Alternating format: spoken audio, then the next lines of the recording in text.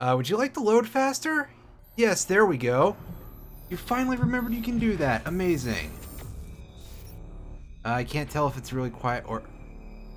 Those effects look really questionable on my screen. And they might do on yours as well. I don't know. We're going to play it a little risky here and turn the volume up. And I say that because this game can get to be quite noisy at times. As you can see, I have started playing this game on a separate file, just in my own time. I'm led to believe that I'm about halfway done with the game. So, yeah, we're gonna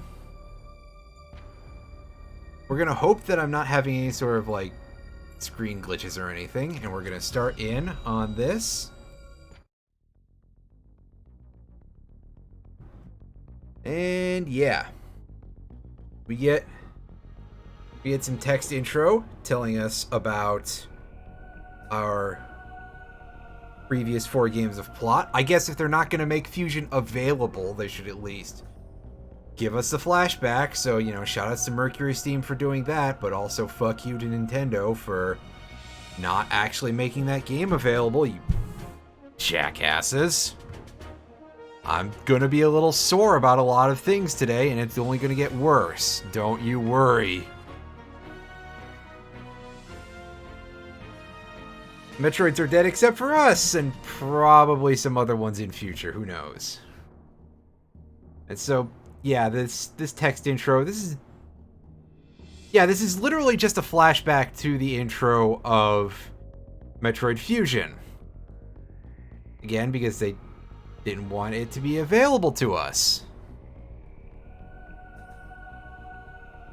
And yeah, I'm just gonna say it, like, that effect, for example, in the transition there around the edge of the screen looked a lot crustier than it did when I was playing this in handheld mode.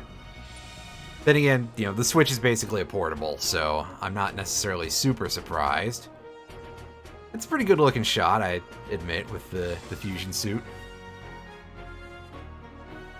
The galaxy is no longer at peace. Oh boy, is it not.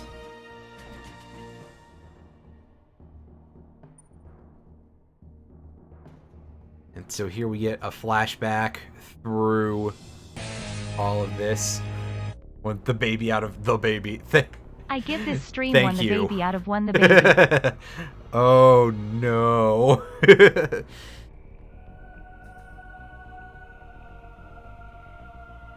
Unfortunately, that game still is... Yeah, I still need to remember, I was gonna, like, make a proper, like, gif of the Guts Man's ass thing showing up and Mega Man in his pose. But I still haven't remembered to do that. I've been quite thrown off by the fact that this showed up a week late. I'm still mad at FedEx about this bullshit.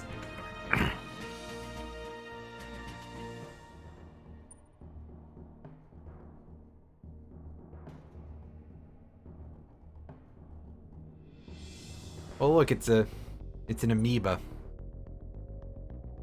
Thorough analysis proved the video was real. What are you doing to analyze it is the question.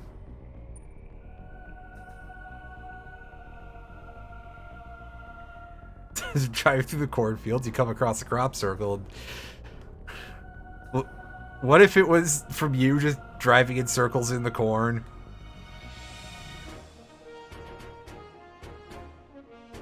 No, there isn't really alert command.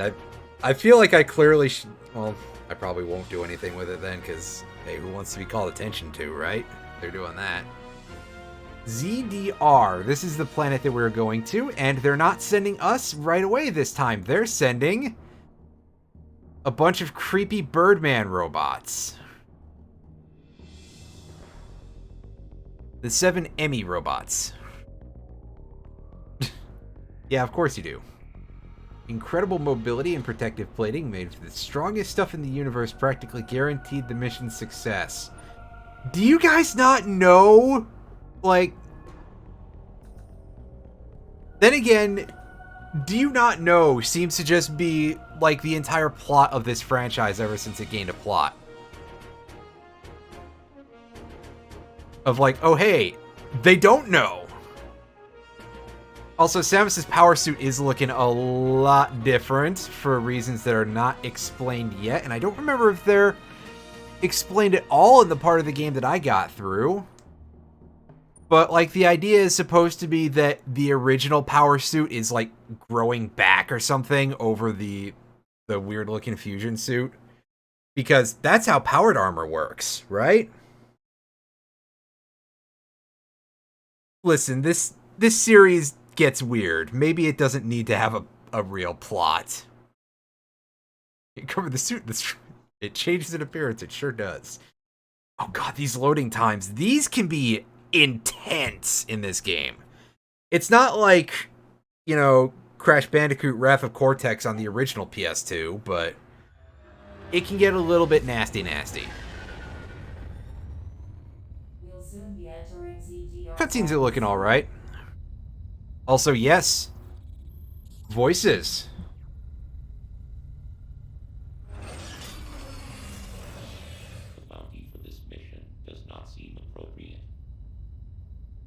And audio mixing that sounds like absolute balls, because I can barely hear that on max volume on my screen. Am I gonna have to go and, like, remove my Switch from the dock in order to fix it?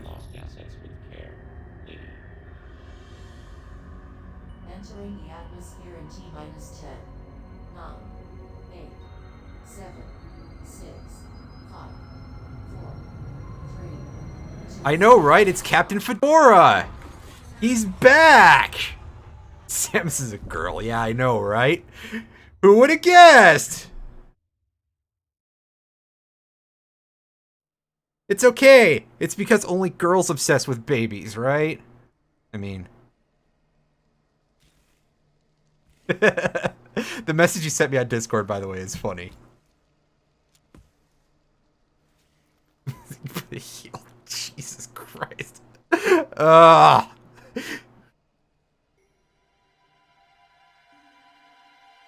Anyway, yeah, you'll notice that Samus's power suit turned a different color because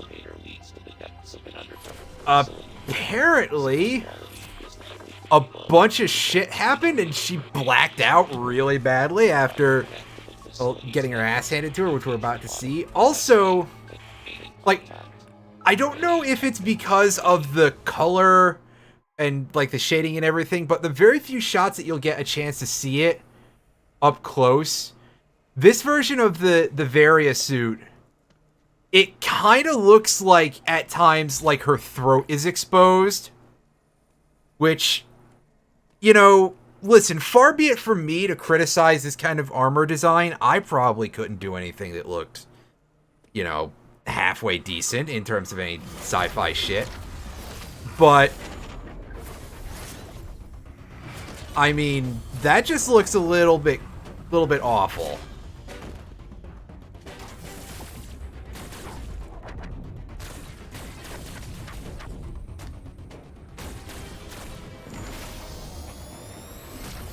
Anyway, Darth Vader Bird here just is about to absolutely slap the shit out of Samus for some reason, because why not?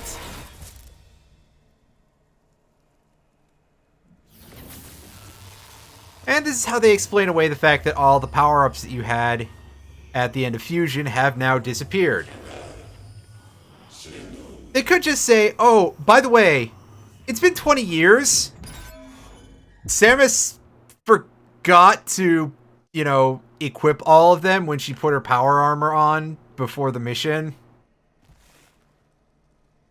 You know, after the last time she took a shower. Assuming Samus ever does take a shower. I've got to imagine it gets pretty intense under there.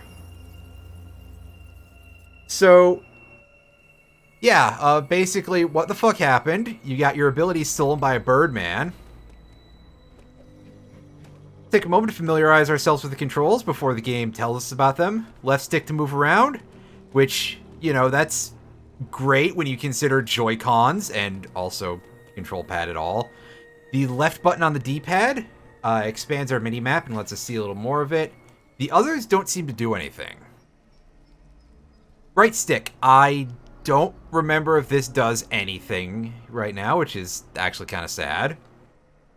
You know, just thinking about how Mega Man used that to select your weapons. B button is jump. A button is used for things that we haven't unlocked yet. The X button is the thing that lets us do melee counters, which is a mechanic that was added into Samus Returns, which is the remake of Metroid 2 that I have not played and probably will never get around to streaming, barring getting a copy and getting a 3DS with a capture board hooked up to it, because emulation, there's been some pitfalls related to me trying to run anything on Citra, and I don't necessarily know if I want to get too deep into that. So, oh yeah, by the way, Y button is to shoot. L1, or rather, I think it's just called L on the Switch. This is our precision aiming mode. And by precision, I mean you're using the Switch's control sticks, so not so much. This causes some problems later on. Just fair warning. ZL, which is the L2 on the Switch, we don't do anything with that yet. The same with ZR. And if we hold R, we get to switch our missiles on. With no indication except for the nozzle of Samus's gun, which you can't always see very well. And again, this is a control system brought over from Metroid Fusion, but it's probably okay right now because in case you've never used the Switch's Joy-Cons, and you know, I have reasonably blocky thumbs, reaching where the select button would be, i.e. the minus button, which does that by the way, is like right up by the left stick. It is not a good placement for it for purposes of actually using it. Oh yeah, and plus opens our map. We can see that we are in the Artaria area, and we can see absolutely nothing. So yeah, we'll explore more of that menu later on, I guess. For now, we are just going to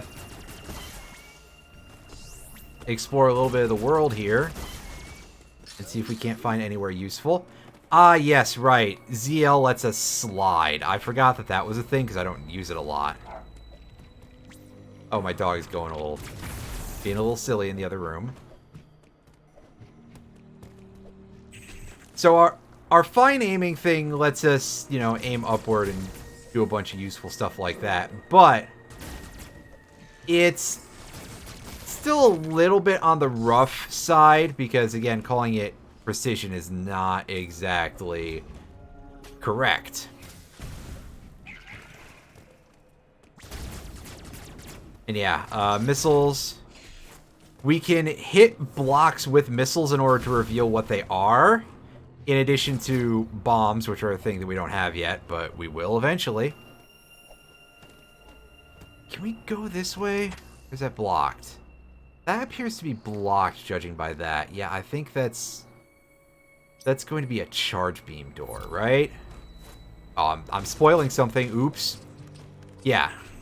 So this is a door for the charge beam. Do you remember what the regular power beam door looked like?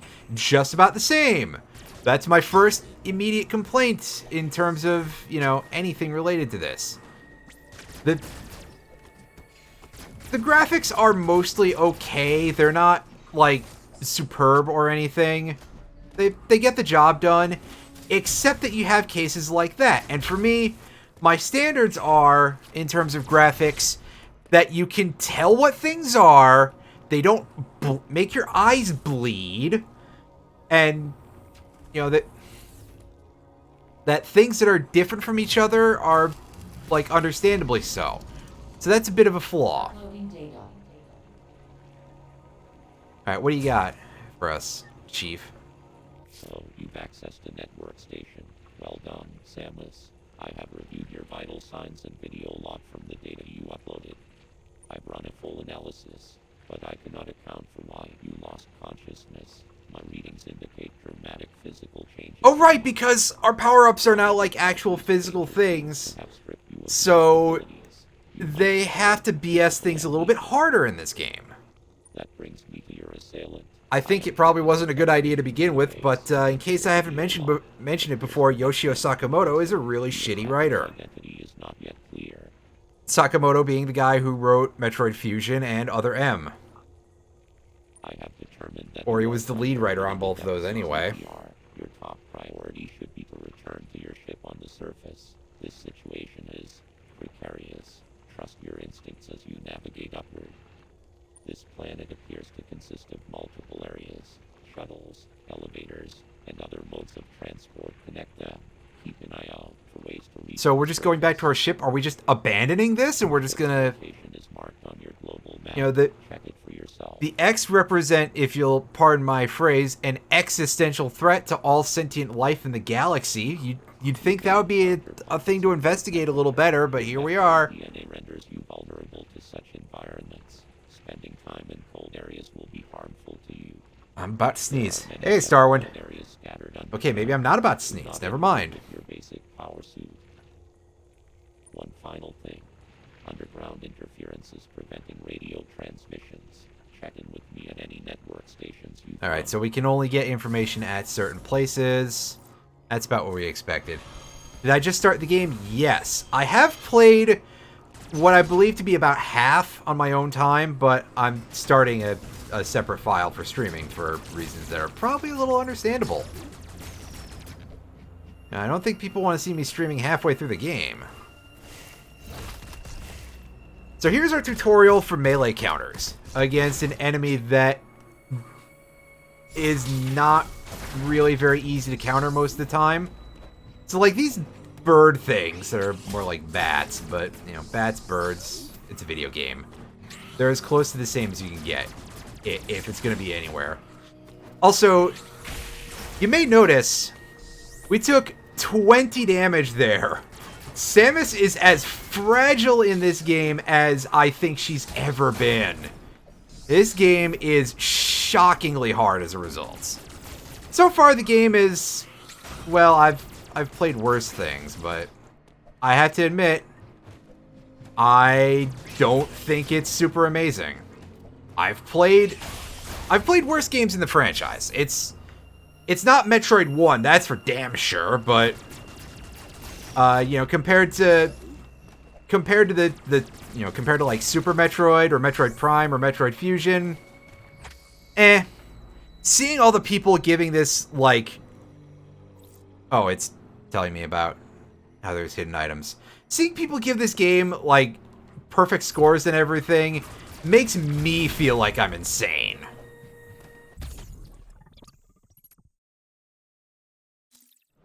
Hey, missile pack. Alright, so I don't think there's actually anything up there, or if there is, I haven't gotten to a point where I can get it. And here we go. Here is our first encounter with an Emmy. An EMMI unit. An Emmy Award winner, if you will. And that old boy has seen better days. Are these supposed to be made of the strongest stuff in the universe? Did they just make one that was completely fucking wrecked to begin with? Actually, that'd be really funny. Alright, so what do you do with this? You have to counter it, stun it, and slide between its legs. And run. So, if an Emmy unit catches you, and by that I mean if you make contact with it, if you don't pull off that counter, which the odds of me doing are slim to none, you die. Instantly. Like, it's just instant death. It's really over the top. However, we're going to get a way to destroy these things. Thankfully, there's something that can actually roast the strongest materials in the galaxy, apparently. And it is the Omega Cannon.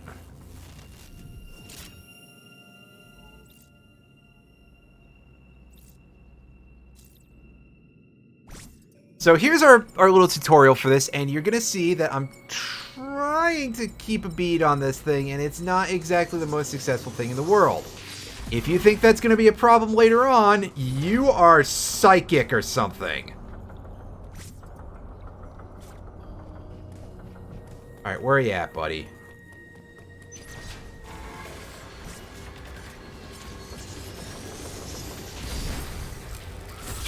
So, there you go. That's how easily they kill you. You know what's going to be fun is in the future where I accidentally fall on them and die from it. That really has happened many times to me in my my offline playthrough. It has been quite a messy affair, to say the least. Alright. Back it up, back it up, back it up.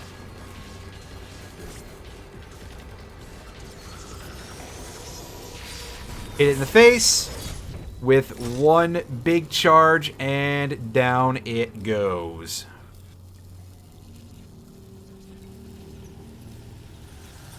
Oh, it's very hard. For me, well, I'm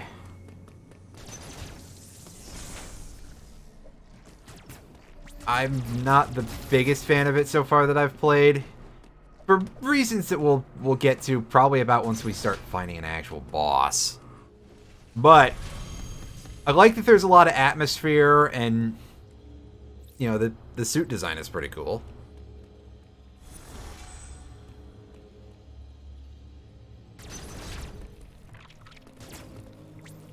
And so down here we got that thing, which I was about to say, is that like one of the barnacles from Half-Life 2? I'm thinking. Oh. And we get some water, because naturally. But this is a good way to show off a little bit of the environmental interactions that they want you to do a lot. Which, that's good design, at least. And in here, we got this funky looking door. This door with all the cubes. This is going to lead us into Emmy territory. We've got another one of these fellas out here already. And that'll give you a look at what the shape of the zone is. You can't do anything with these blue things yet, but later. That is going to be the big power-up that we get from this one, I believe. I don't remember how to get around here. Oh. Oh, look, there it is. It's trying to sneak up on us. Oh, hey, look, it's the scene from the trailer. Except in the trailer, it had better music. Because here, it's just the stage atmosphere until it starts giving us proper chase. Which, the stage atmosphere is basically... It's basically just a remix, almost, of the title theme.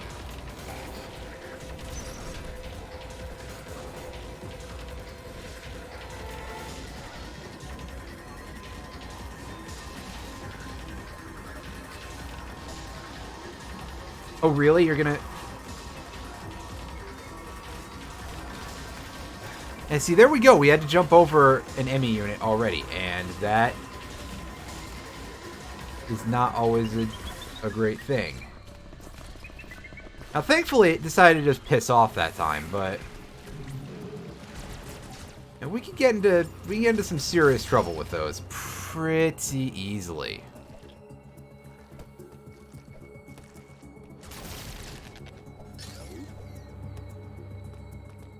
Let's get this missile tank, even though we can't go through the door. Also, yes, you will notice that the missile tanks provide 2 missiles. As opposed to in traditional Metroid games where they give 5. They really wanted to have you collect more stuff. And we'll see that really come to the fore when you encounter, I think they're called, like, energy parts or something. They're basically heart pieces, but for energy tanks. Emmy send out a pulse to detect vibrations in the air within a certain range. Essentially, they can hear you. Upon detecting vibrations, an Emmy enters surveillance mode to track their source. Stay out of its line of sight when this happens. Otherwise, the danger to Yeah, I think they wanted to pad out some of the collection, which, I mean, this game's pretty big already, honestly, for a Metroid game. It doesn't need it. Part of the pursuit protocol is to seal the ME zone exits. You will be trapped inside. To survive, you must leave its range of pursuit. Evade the ME and it will disengage. This will also unseal the exits. An ME never leaves its assigned zone. Their control system must permit them to operate only within that range. I estimate a 99% probability of death if an ME... Oh, I think you're being generous, sir. There I will may die be much more a easily than small that. opportunity to escape, but exploiting this window will be virtually impossible.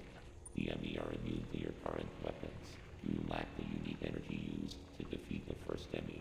Your only option now is to evade capture and find an exit.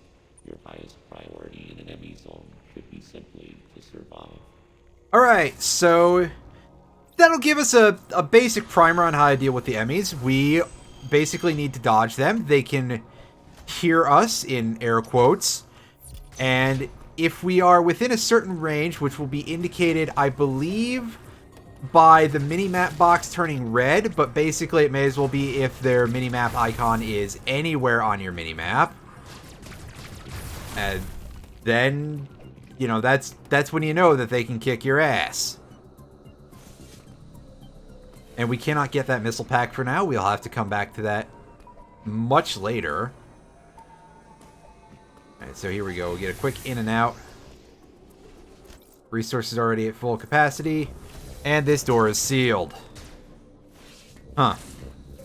Those doors are operated by what is listed as thermal fuel in the game. Basically, we toggle on a couple of magma levers, and you know, I'm not one to say that that sounds dangerous, but oh wait, that's kind of spoilers, honestly. Also, check out that funky looking door. Alright. I hear it. Get out the way. Alright, don't keep coming this way, you jerk. Alright, well. There we go. It's making the Metal Gear thing at us, and we just landed on one. That was the weakest looking attempt to... That is one thing that I will criticize. Other than the fact that, hey, it's a QTE in a Metroid game.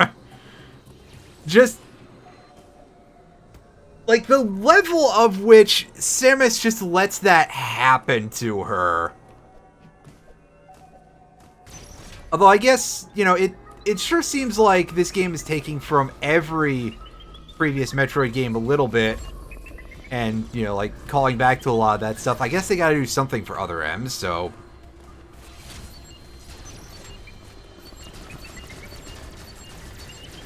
you know, giving her a place where she is completely unuseful. There you go.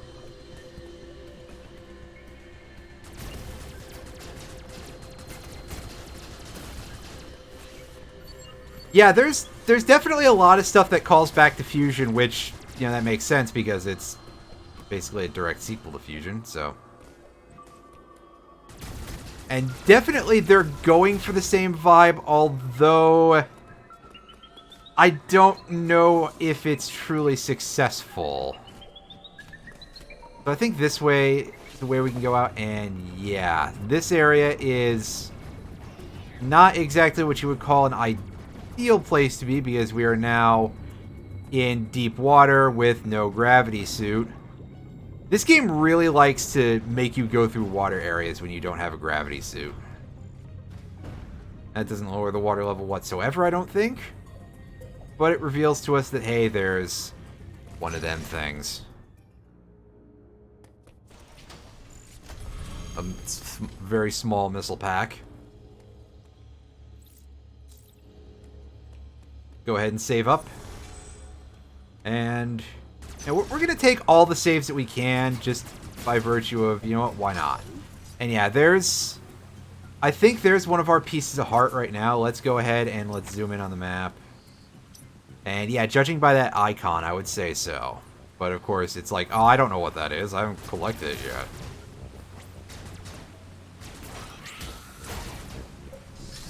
This water flow is, like, completely blocking, by the way. We cannot get that missile pack, I don't think, at all at this juncture.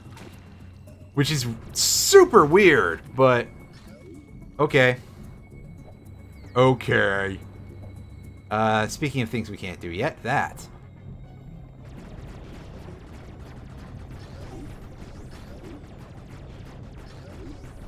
Oh, that bloom is powerful. I didn't notice it when I was doing this in handheld, but playing it on a monitor, things are definitely looking a little bit different here, that's for sure. Okay, so by doing that, we should have lowered the water level way back here. Like I said, there's a lot of this sort of environmental interaction thing, which I think is good. I think that's good game design. I have, you know, mixed feelings about this game, but when it does right, it does right. Let's be fair. Let's be fair here. It's not Other M, which fails completely on even its main thesis, both of being a Metroid game and of being a game about postpartum depression.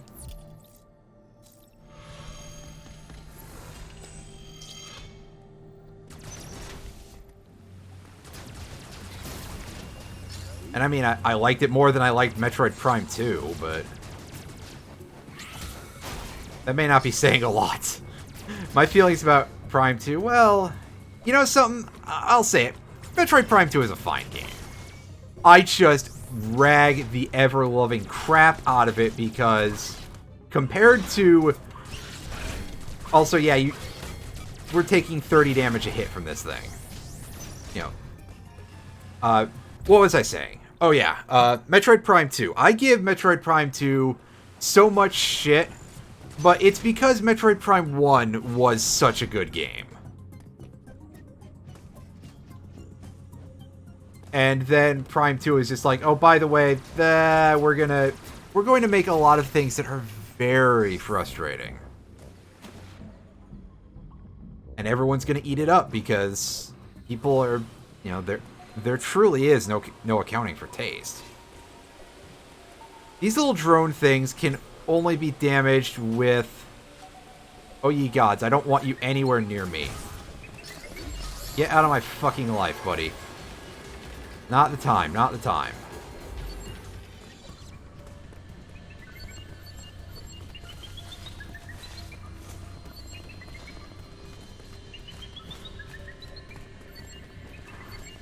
And yeah, we gotta do that while we're dealing with the ME units.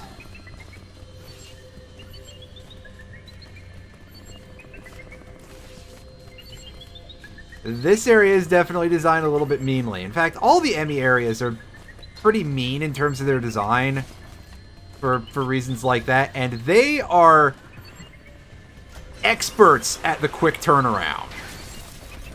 If they think they're being bamboozled, they will not complete the circuit. They will just snap right around and be like, yeah, you know what, buddy? We're not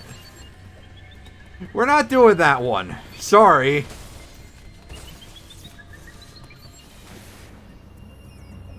So, maybe slightly more tricky stealth gameplay than Metal Gear Solid. I'll at least give that, right?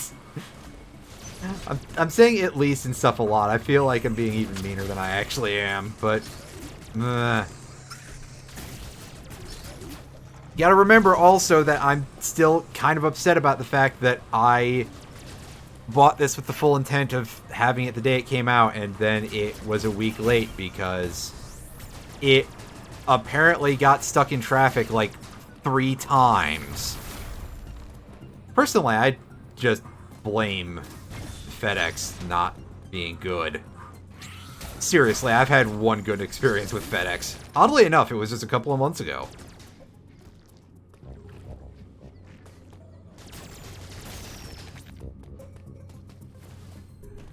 And here we go. We got ourselves a classic Chozo statue room. I like the slightly spikier looking ones. Yeah, here, and we get the charge beam. Does exactly what you think it does, but let's read the tutorial anyway. Focuses beam energy to unleash a powerful shot. Press and hold Y to charge, and then release to fire. Charge shots damage enemies immune to normal beam shots, such as robots and bosses. They can also open charge beam doors. In addition, Samus can perform a charge attack by spin jumping when the beam is fully charged. Thank you for finally telling us this in a game! Oh my god. One of the, honestly, more useful power-ups in the entire series, and they don't tell us about that feature until just now.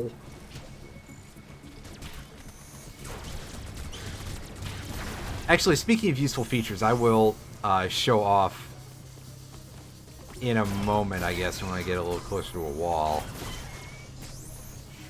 You know, a flat wall anyway, because it's a little rough otherwise, but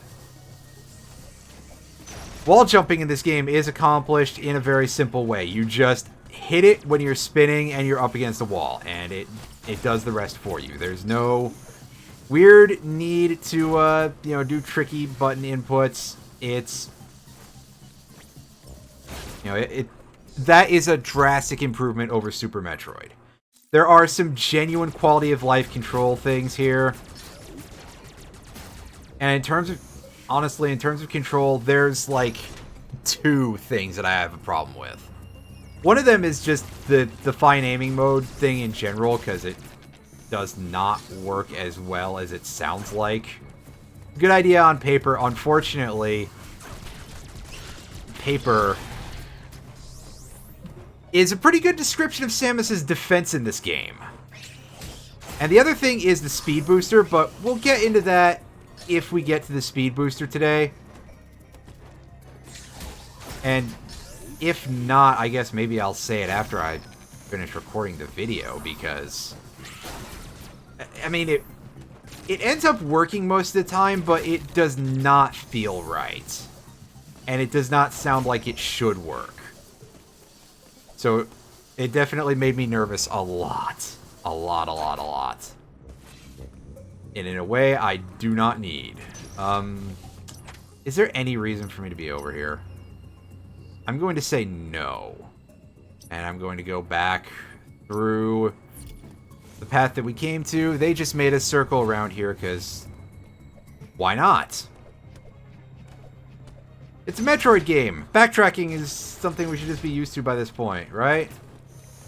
Which isn't necessarily like a jab at it as a design thing, more to be like, hey, yeah, you should be used to it at this point. It's a Metroid game. And that requires a bomb. We don't have the bombs, we don't have the Morph Ball. And that creepy visual, well, we'll see what that means in just a second. This will be a central unit. This is sort of a mini-boss that... Oh, we're not here yet. Oops. Further down. So I have to figure out how the hell I'm supposed to get over there.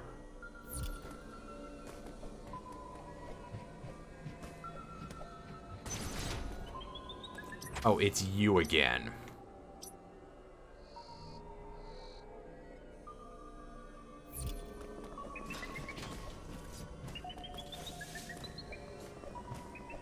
Also, yes, we have the reflip function from Fusion, so, you know, if need be, you can get going into a little bit of acrobatics pretty easily, and yeah, there you go. It just fell right on top of me.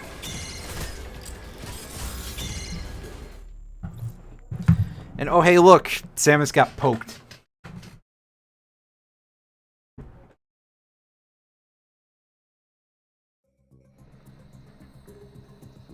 They just cut away from it, right? You know, there you go. You can imagine the rest of it on your own. Like, it's like it's just cutting away to a completely unrelated scene as off-screen there's a bunch of blender noises and red stuff flying onto another character who is completely unrelated to the sequence. There's no really need to skip that cutscene, I guess, because it's that short. But I guess just to show off we can.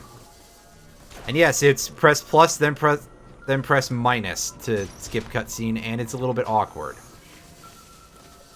So here we just kind of want to be quick, I think, in order to get into a place where...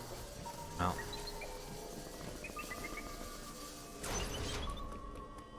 Yeah, no, it knows where we live, I think, unfortunately.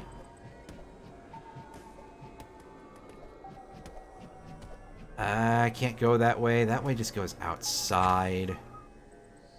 Alright, so there's our avoidance target here. I think we need to get over this way. Oh, god damn it. Do you have to... Alright, stop hearing me. I'm not here. You didn't hear nothing. I ain't saying nothing.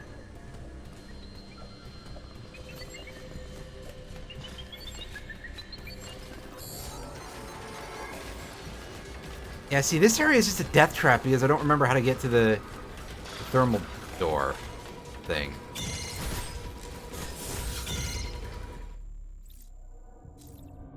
And here comes some loading screens. This is going to be a little bit rough because getting to... And of course, while the game is nice about giving you like free death checkpoints, you're going to notice that they are like right outside of the Emmy zones and stuff. So if we're a couple of screens inside of there, then that's not so nice.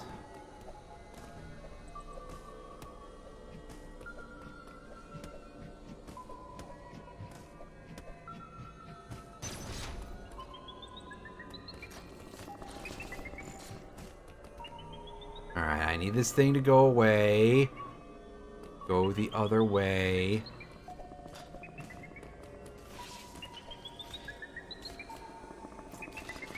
Fuck you! Just please stop existing directly in front of my path. Be nice.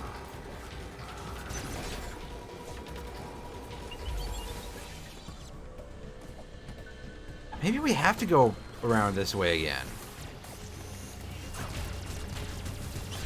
It seems really silly, though. Well, actually, it'll get us back up high, so... There's something to that, I suppose. You can tell that I've forgotten this part already, by the way. Mostly because I've spent a lot of time instead remembering the speed booster Emmy. Oh yeah, here we go. Here's something we can crack open. This will start running us in the right direction. Get a missile tank and crack open this bridge. Oh yeah, there's our melee dash, by the way. If we hit the melee button while running, we can do some pretty good damage with that, but it's not going to be the ideal way to fight most of the time. Again, it's a Metroid game. It's not meant to be, very close range based. And that magma siphon does not look right at any resolution.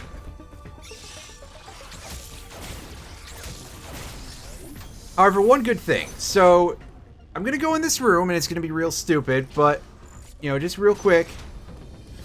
That room is too hot for us to stay in. However, there is one really great piece of design, and that is that if you look closely, you can see that sort of orange, like, just fire color bit of, heat shimmer coming off of it to indicate to you that it is indeed a hot room, and don't go that way. Oh yeah, we can't go that way yet. We can, however, go this way. We can hit up another save station. I appreciate the amount of saves that they give you in this game. There are so many save points. They give you also the ability to save at map stations, even after you've already accepted the map. And at network stations as well. So you've got that going for you, and it does make this a much smoother experience. So as much as it's very easy to die in this game, it is fairly hard to lose large amounts of progress unless you pointedly ignore the saves. And here we go. Thermal fuel's flow has been redirected. This is our first instance of doing this in the game. And you can see, there it goes. There's... Well, I'm pretty sure that's quite clearly magma. Calling it thermal fuel seems a little bit strong. I think of, like, molten salt when you say something like that, which would be, you know, something for conserving thermal energy for long periods of time. Molten salt, incidentally, is used in some forms of large solar energy plants to, again, preserve the thermal energy over periods where there isn't sunlight, i.e. at nighttime, in order to keep the turbines running. So you learned that today. Possibly. Maybe you already knew it. More to the point, we get another phone call from Adam. Uploading data. What do you got, buddy?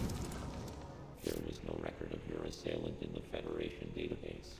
However, there are records of a chosen warrior tribe. There is a strong possibility the two are... I mean, that did appear to be a Birdman, so... Seeing the warrior tribe's architecture and artifacts on this planet, I conclude that this was one of their settlements. But why would someone lead you here and send the enemy after you? The footage of the ex-parasite may have been staged to lure you in. It may have been staged to lure us... Wait a second. What about... So is this how they're basically saying, hey, what does that thorough investigation or whatever the phrase was at the beginning of the game actually mean?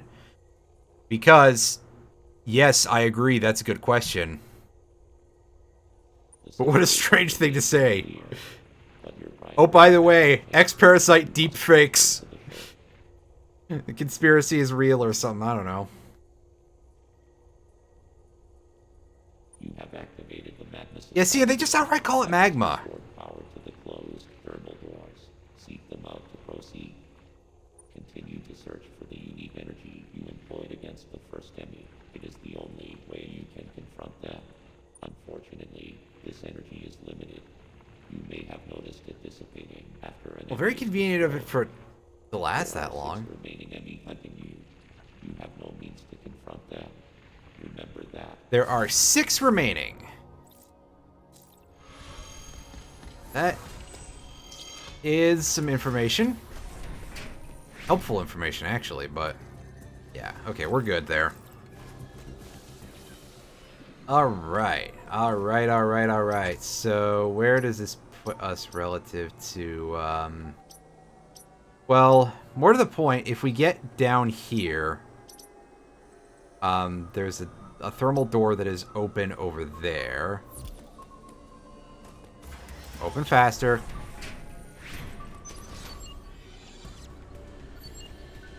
Alright, let's power slide a bunch to get out of range.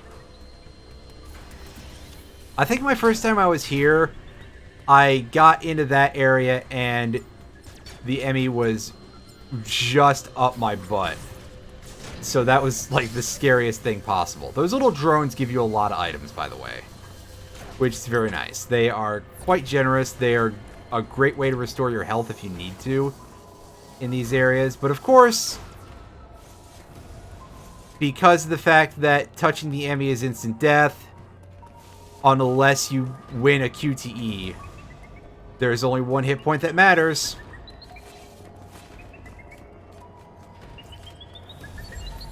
Okay, now you've decided to enter sentry mode? Really, you big jerk?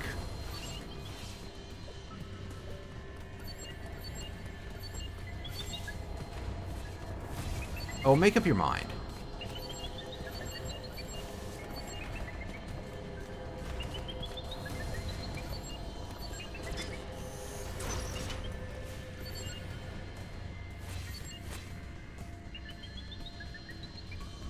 Are you still tracking me? Seriously? Operate faster, door.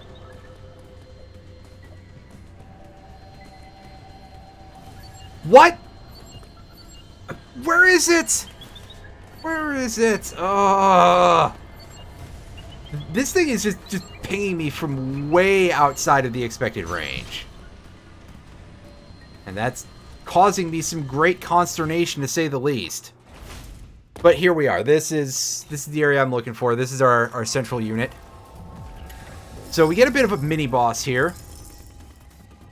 And if you are at all a longtime Metroid player or person who has just watched me play them, you will recognize some interesting things about what this is defending itself with. Namely that they are the Turian guns and Rinkas and stuff like that for some reason. I guess maybe that's Shozo technology? Or were those supposed to be invented by the space pirates? I don't know. I admit that Metroid lore is not really my strong point when it comes to those games. Then again, nor is playing them, but, you know, that's a whole other issue.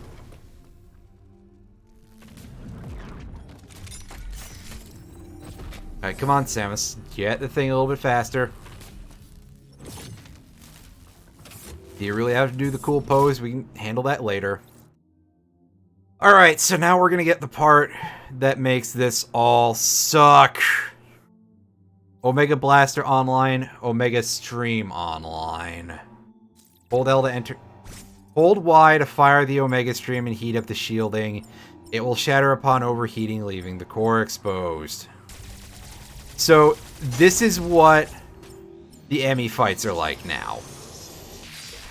You use the Omega Stream to melt their face plates, and you charge up a shot in order to blast it off. And these aren't like the absolute chode that we had to deal with before. They're going to be crawling at us at regular speed. We want a lot of space here, and I think this is going to be, yeah. Now see, this I'm probably going to do super well, because I'm, like, keeping a good beat on this thing. But usually that's not so simple, and also it will switch between the low crawling and slightly less low crawling, requiring you to re-aim. If you let it get not affected by the Omega Stream for too long, it will cool down its faceplate very rapidly. So no, you can't just cheese it by being like, okay, I'm going to do a little, I'm going to dodge. I'm going to do a little, I'm going to dodge. So you end up having to do a little bit of work in order to get into a really good position to make sure that you can get it in one go. Or at least to melt the face off and then go somewhere else that hopefully doesn't involve going over it, because they start walking on two legs and they become very hard to jump over as a result. We got the spider magnet anyway. So this is returning power up from fusion, basically. This lets us walk on certain magnetic surfaces using our hands. That's called walking now. And also, we can shoot and stuff while we're hanging on. And while we're hanging on something, we can hold up to pull ourselves against the ceiling. Which is a decent way to dodge the Emmys. Not the greatest option, but it works. There's a couple of items that we can pick up now as a result of this. And of course, because there's no Emmy patrolling anymore, the Emmy zone is now safe. Oh, yeah, that's right. This is the central unit room. Unfortunately, we can't just go there and grab another Omega Stream to hang on to that until we run into the next Emmy unit. That would be too convenient.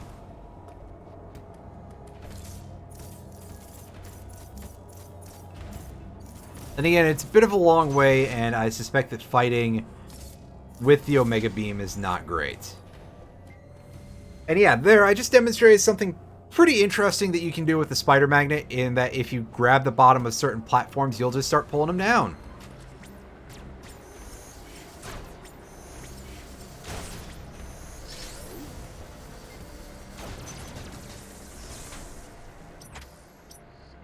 There. Whatever. That door is now open. This, I believe, is where... Oh no, we can't go up that way. Right.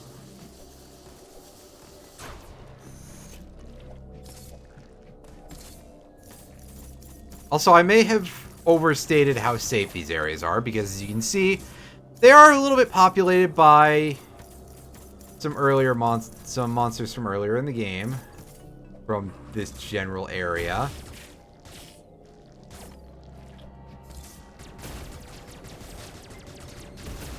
Use the L1 to aim. Grab the missile tank. I have a feeling that I'm quite upsetting at least one person by calling it the L1 button. And to that, all I can say is, good. Listen, it's what it is. It makes sense. I'm not calling the Y button the square button, at least, okay? I could be doing so much worse. Uh-oh. Alright, so if y'all remember the eyeball things from Super Metroid and from Fusion, this is sort of the descendant of that. They don't really open until you're right in their face, and they are a pain to not get hit by. However, they can be damaged by the regular beam and the charge beam. And oh hey, look, it's our first real boss. Oh boy.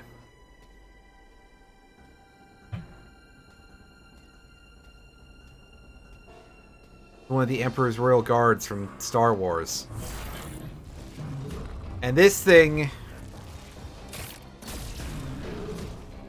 is pretty nasty looking. Weird scorpion beast that I don't remember the name of because I never looked it up. Yeah, regular shots, of course, aren't going to do much to it.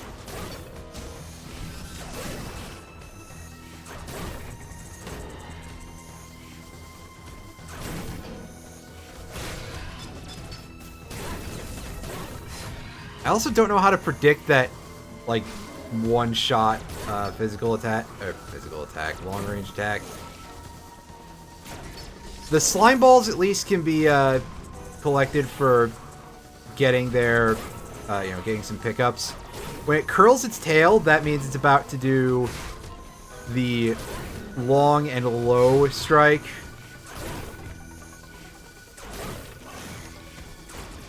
Like that. That you can jump over. The other one is just kind of a pain in the butt. Just shoot it in the face a bunch of times. You can see we're not using our missiles right now because, honestly, I don't want to right now. However, it is gone invisible. We can kind of see it still. While its tail is embedded in the ground, it is the best time to strike.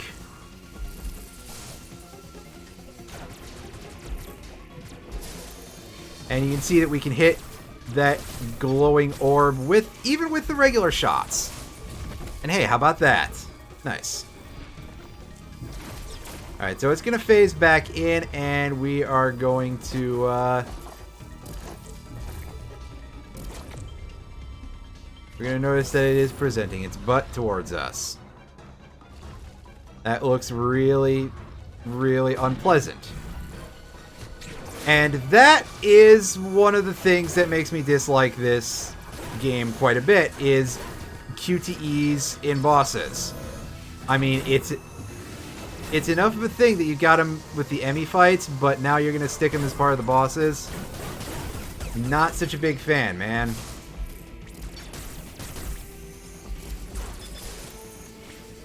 This boss is a fairly not hard one to pick up. Even with the fact that it, the first real boss, and it goes invisible, is kind of... It's amazing how simple this is for that.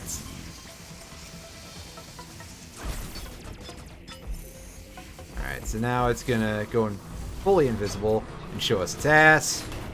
We'll just take that one in the face. I don't think there's gonna be another cycle, but if there is, I'll show off what they intend for you to do there. And yeah, I just took a lot of damage there. Okay, so I think we are actually going to be getting another cycle, unless blowing up its tail orb this time kills it, which would be quite strange.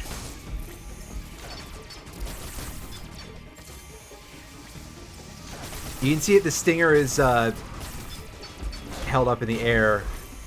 Alright. Let's try to not suck at this.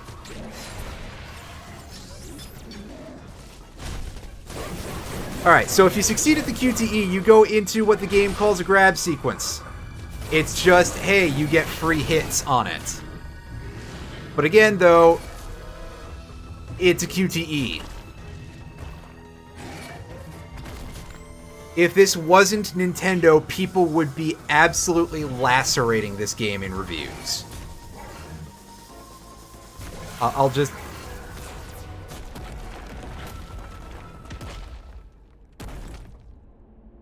I don't think lacerating is the word that I wanted, but I don't... You know, it gets the job done. This... It's a... Oh, right, it's tail tumors because it had that cube inside of it. We get the Phantom Cloak. So what this is literally magic. Grading suit for Aeon compatibility. Pardon me, it's pronounced Aeon, but whatever. I'm probably going to say Aeon the whole time. Or I'm just going to call it mana because, well, yeah. An Aeon ability that renders Samus invisible to enemies by refracting light. She can also move silently, albeit at slower speed. With full Aeon, click the right stick to activate. Click the right stick once again to deactivate. Aeon will slowly be consumed while this ability is activated. Moving or firing weapons while activated will consume additional Aeon. Once all Aeon has been depleted, the Phantom Cloak will consume energy instead. Should it deplete energy to 1, it will automatically deactivate. After deactivation, Aeon will begin to recharge automatically once Samus makes any actions. So, no cheesing for you. The ability cannot be activated again until the Aeon is full. Get all that? It's magic. Samus has space magic now.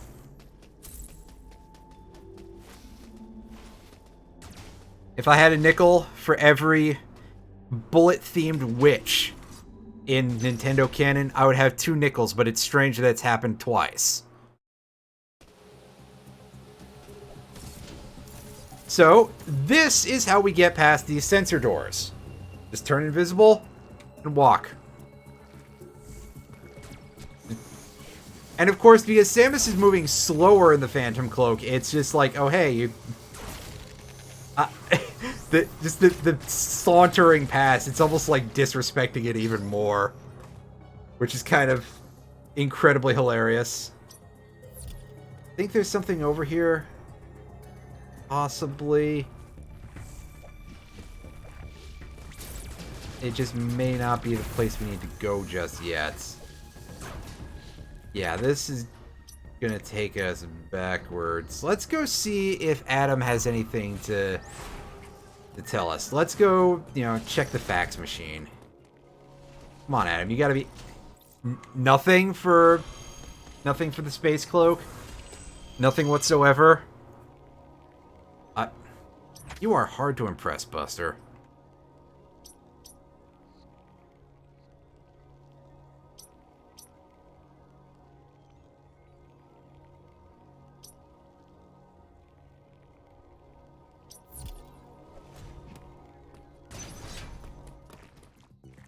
So now comes the part where I don't know how to get where we're going. You can see there's some sort of weird, horrible growth down there. I think you need the ice missiles to destroy that. But I haven't gotten to that just yet.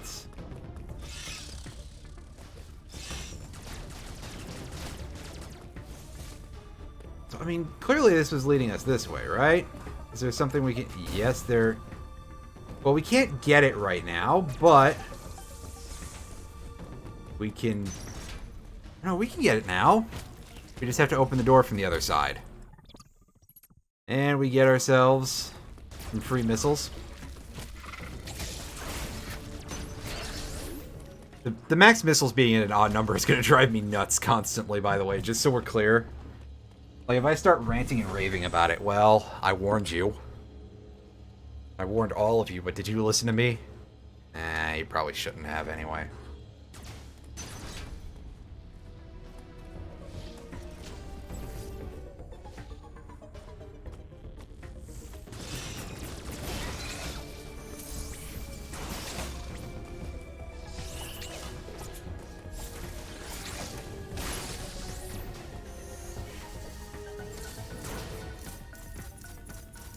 grab this thing.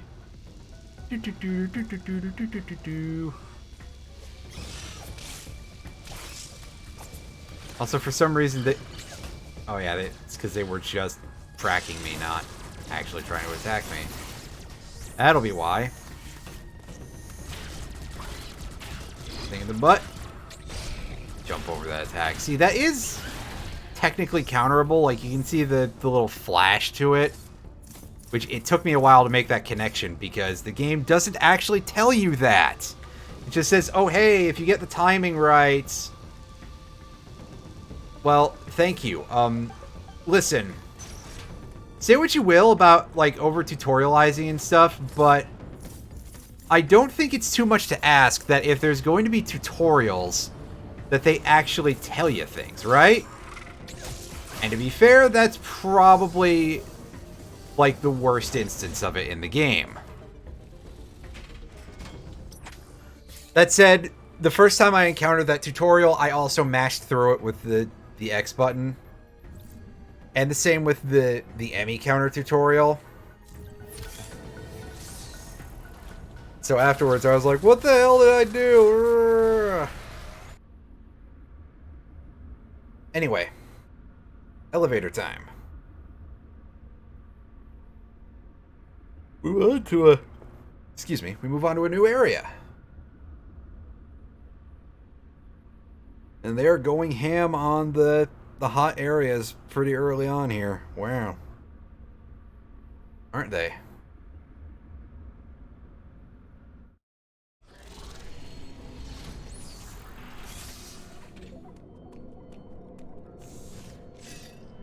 Here we are in Caterus. Oh yeah, let's take a look at our mission log and see what that thing is called again. Corpius, yeah. That thing that's just voiced by somebody's dog, basically. Alright, so over this way. Those things are really giving us a bad time. Is there a reason it came over this way first? Could probably have gone to the right. Oh yeah, these things are absurdly durable, by the way. 3, 4, 5, 6, 7 charge beam shots. With no beam upgrades anyway, but still, wow. Wow, that is a lot. Let's see how they like missiles. 2, 3, 4, 5. Yeah, 5 missiles or 7 charge shots to deal with those things. That's unnecessary. That's another way this game is, like, disgustingly hard, is not just the fact that everything hurts so much, but the fact that it all takes a lot of hits. Uploading data. You know, at least in Fusion, you killed shit real fast. CPR appears to be powered by thermal energy. Magma is pumped from the planet's interior and routed from there. I have located the central routing system for the magma. It is here in Caterus. Samus, your current suit cannot protect you as you explore Caterus. The extreme heat of the lava is too much for it. Under no circumstances should you enter high temperature areas. I note a shuttle somewhere above here. Use it to find a path forward. There is one other thing to discuss. It is your new Phantom Cloak ability. Oh, you found out about my space magic. The Phantom Cloak prevents the enemy from detecting you. Thus far, your only option was to run. Now, bypassing them is also an option. Use this to reach your objective. And if by bypassing you mean going around them entirely, don't try to jump over them, you will die. Decreases your mobility, and direct contact with an enemy will still result in capture. It is up to you whether to hold your position. Just be aware of your surroundings. The Phantom Cloak is useless. Once an enemy sees you, you will need to evade capture until it gives up pursuit. The Phantom Cloak can remain active after your aim has been depleted. It will consume your life energy instead. Consider it a desperate measure. Remember, it cannot drain your energy down to nothing. Judicious use of this technique will improve your probability of survival. You sure about that? I'm gonna fuck it up pretty badly. I've got some bad news for you, buddy. So, yep. And he's explaining to us our new stealth power.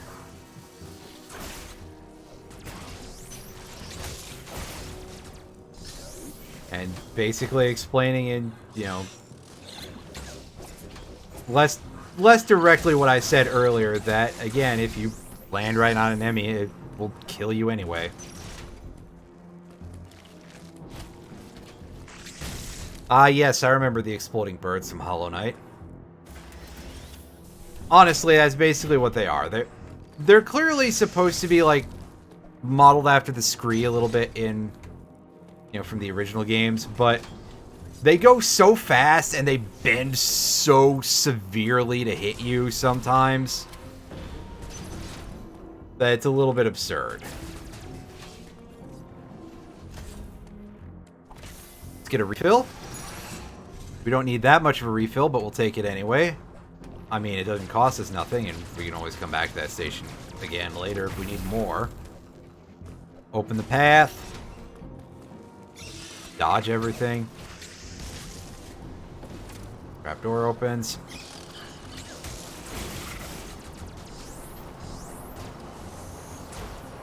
Alright, so this, like, dynamo switch. This is our first time seeing it, and of course it's already activated, so I can't even say much about it. Just, when you see it, you shoot it until it starts making the thing move up and down the wall. Oh, that one appeared to only need 4 missiles that time. Did I miss the other one a little? Is it damage semi-randomized or something? That'd be really weird if it was. Ow. Thanks for the 40 damage and the massive knockback.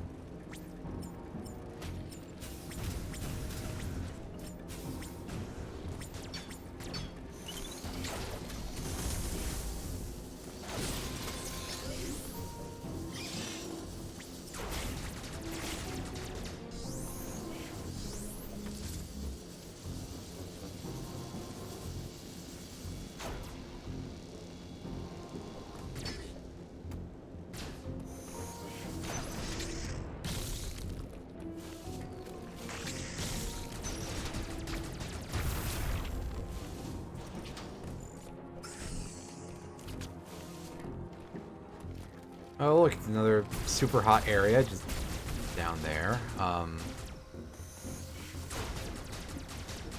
Oh yeah, we can slide under that. That threw me off a little bit in terms of appearance.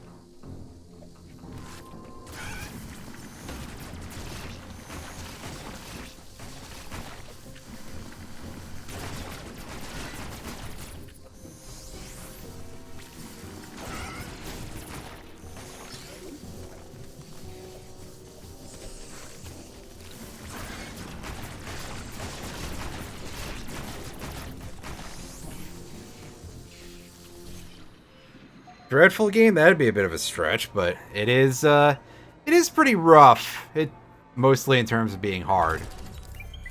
Oh hey, look, another one of these things.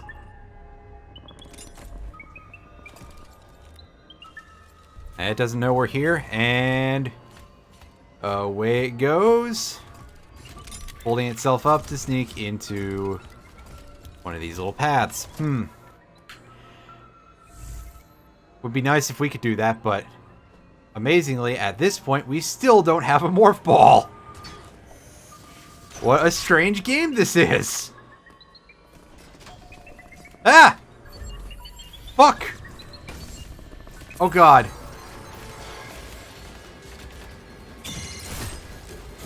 Fuck multiple times over.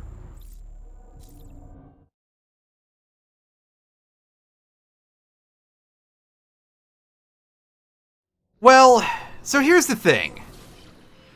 Is that it wouldn't be worth the hype anyway, just by virtue of how much the hype was.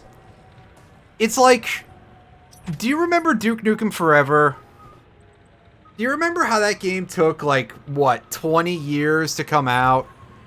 And multiple developer changes, and stops and restarts, and progress being lost, and all this other stuff? Oh my god, you have got to be kidding me. I'm not even going to try to get a counter on that one, because, like, are you serious? I didn't clear it with the jump just barely, and it's like, oh, by the way, you're dead now. So, yeah, I'll get into that more in a second. But the thing is that Duke Nukem Forever, regardless of the quality of the game, and Duke Nukem Forever was not exactly considered to be a quality product, to say the least, but it could have been, and it still wouldn't have lived up to the insane hype surrounding it, because it was just so hyped up. And I think that Metroid Dread is about the same way. I mean, it's not as bad of a game as Duke Nukem Forever. That said, Metroid Dread is still, out of the Metroid games that I've played... So I've played, counting this, 9 Metroid games that I can think of. I played the original. I played Metroid 2. I played Super Metroid. I played Metroid Fusion. I played Metroid Prime 1 and 2. And that's... Let me just make sure I've done my count right so far. That's 6. Other M, that makes 7. And Zero Mission. That'll make 8, and this makes 9. I would put this in 6th place. Ahead of, in order, Prime 2, Metroid 1, and Other M. Duke Nukem Forever isn't very good, in my opinion. It's, you know, it's alright, but, you know, I wouldn't choose to play it. I've played worse, but I would not call it good, basically. You know, it's tolerable, I guess. Fuck, I don't even know what I'm saying anymore. Anyway, more to the point, Duke Nukem Forever. Duke Nukem Forever is, you know, Duke Nukem's kind of outdated as a character anyway, so it's a little weird no matter what, I guess. It's hard to just, you know, describe my full opinion.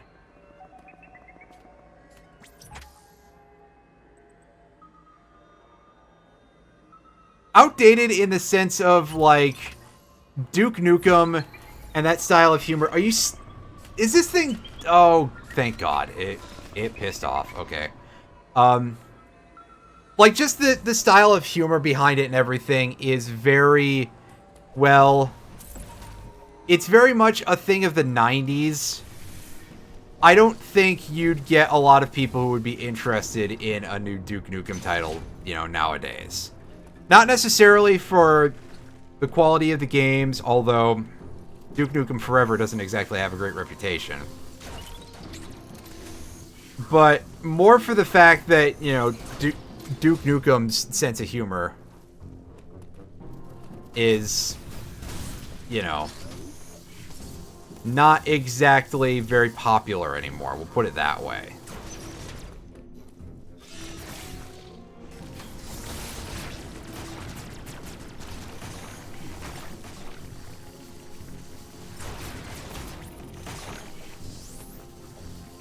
Yeah, we'll put it that way. It was made for a certain audience.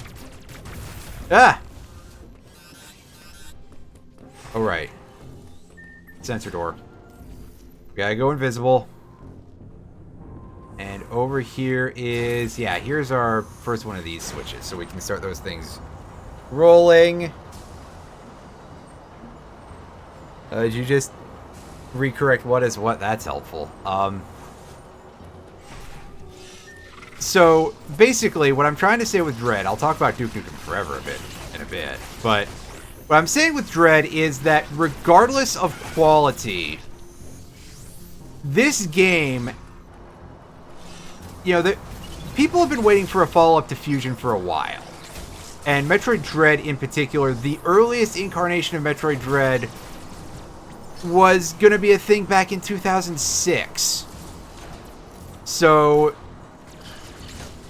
you know, that this has been a long time coming. It cannot possibly live up to that level of hype. And even aside from that, I think the game is only okay.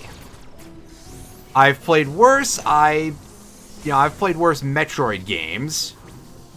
I've played worse of a lot of things. But I think if I'd known that the game was going to be like this, I would not have spent $60 on it. Especially not getting it a week the fuck late.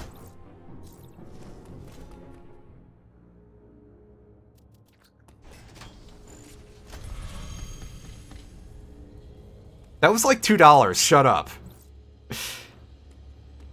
Plus, I got to inflict it on you, so for $2, that was worth it. My standards are not very high, actually. I don't know why any of you are interested in my opinion about video games. What the fuck is wrong with you? Oh, my bot's not even on! God damn it, Lethal. Thank you for reminding me. The $2 could have done like a load of laundry.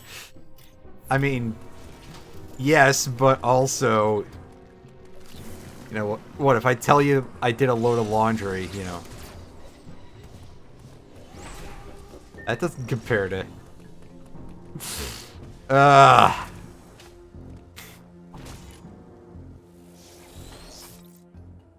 whole channel is roasting the shit out of me right now.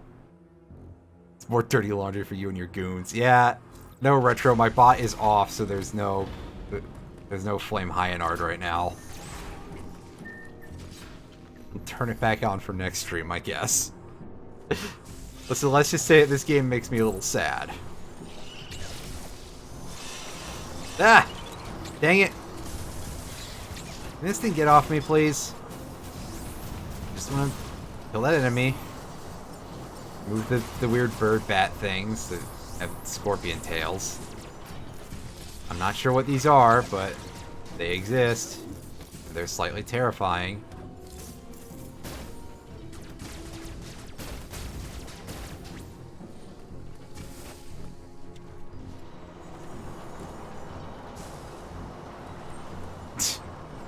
Stop that.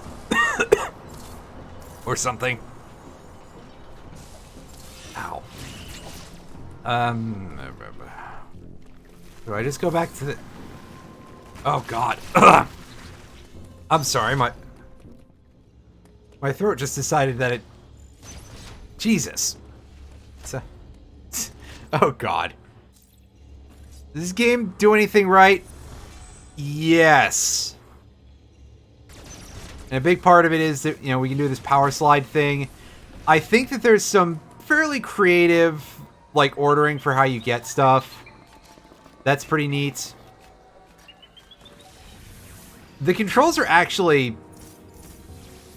Oh, yeah, I can't do anything in that room for a while. I know that. The controls work pretty good considering we're using the,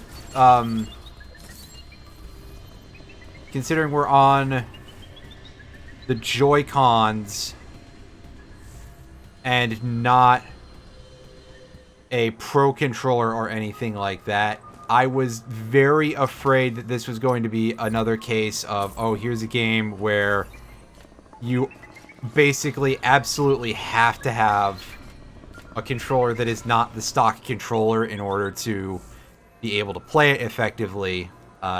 You could say I was dreading it a little bit. And, you know, I fucking hate that, by the way. I'm glad that there's a lot of more, like, controller options for the Nintendo Switch. But honestly, like, part of the appeal of console gaming, at least to me, is the fact that you don't really have to do much except for plug them in and play, and, you know, that you don't need much more out of the box to to be able to play your video games. Meanwhile, there are just a lot of games for the Nintendo Switch that feel like they play absolutely terribly with the Joy-Cons, and they, you know, it's not super great that they're like, hey, you just bought our $300, you know, handheld device that's basically, hey, here's a GameCube with a screen in it, except we're not using the cool mini discs anymore. How about an extra $70 surcharge? And I am once again back to choking out a little bit. That's real good. If my body could behave for a few minutes, it would be great. Maybe it can sense how angry I am, and it's just like, you need to calm down, buddy. Which, it wouldn't be wrong about that, but, you know... And honestly, like, Nintendo's handling of Joy-Con Drift 2 has been just the fucking worst. I will not hesitate to call out Nintendo for being the garbage asshole company that they are when they are, because... Good God. Like... And on top of that, replacement controllers are just... Like... They're so expensive for anything nowadays. But again, $70 for another set of fucking Joy-Cons?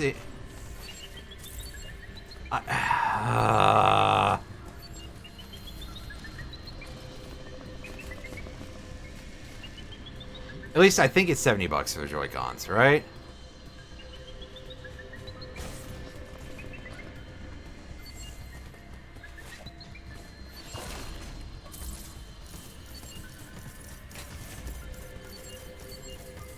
Alright, get off my butt. Switch into cloak mode. Or sneak out of the Emmy zone. Oh hey, nice statue. Yeah, so aside from that, graphics. I think the graphics in the game are pretty good. They also, more to the point, they do the thing that good graphics, you know, they meet my expectations for the most part, with a very few exceptions of you can tell what things are and what you need to do with them. And the major exception is a pretty easy one to deal with because it's the charge beam doors. The way you deal with it is you just have a charge shot ready all the time. Like you probably should anyway. Are there third-party I don't even know if there are any third-party Joy-Cons whatsoever. I don't know, like, really what the status is about third-party controllers for, like, any current-gen console, except for, obviously, there are fuckloads of Pro controllers that are third-party. Quite a few of them. I think there's a third-party Pro controller that's based on the GameCube controller. Uploading data. Bring back Mad Cats is what I'm saying, just to catch back up with things. That is correct, actually. Multiform mobile identifier. It can procedurally modify and enhance its own capabilities. I'm too lazy to do that, Tav. Yeah, so there are a few like graphical issues when you view this at a larger size. This looks wonderful in handheld and less wonderful on a monitor, but it's still pretty alright. You know, there's been some notes of like, oh, the particle effects look a little bit cheap and stuff like that, but, you know, I come from an age when particles were just 2D sprites on top of the rest of the world, so I don't really give a shit about that. You know, there wasn't much reason to advance graphics beyond, like, later PS2 stuff. When you move or shoot, it is still your best chance at survival. Do not hesitate to destroy an enemy whenever you discover more unique energy. This was not $80. Jesus fucking Christ. That is so much worse than I thought.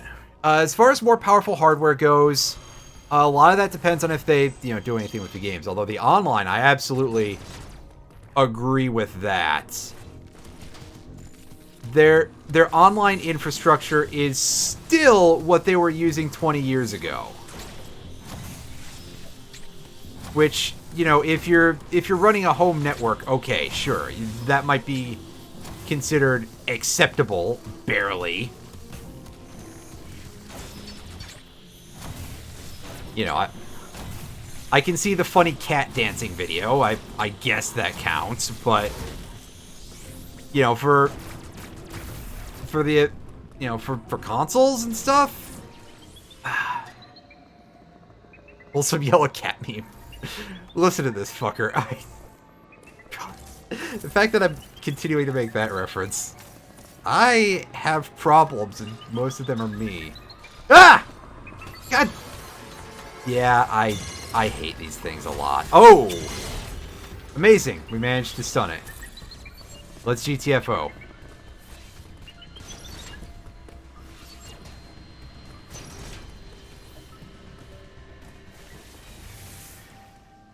Get our map. Let's save. That's pretty good. So, yeah, Nintendo does have a problem with the quality of their online service. It's not tremendous. And speaking of online, I think he knows that he's mocking me. Anyway, speaking of online, you may all also know that the price point of the Nintendo Switch Online Plus expansion pack was announced today. And it's going to be an additional $30 per year. That's right, $50 a year is what they want for your ability to not actually own 14 Genesis games that you can get for a much better price on the Steam version, which you pretty much need, like, nothing to run those because it's the Genesis.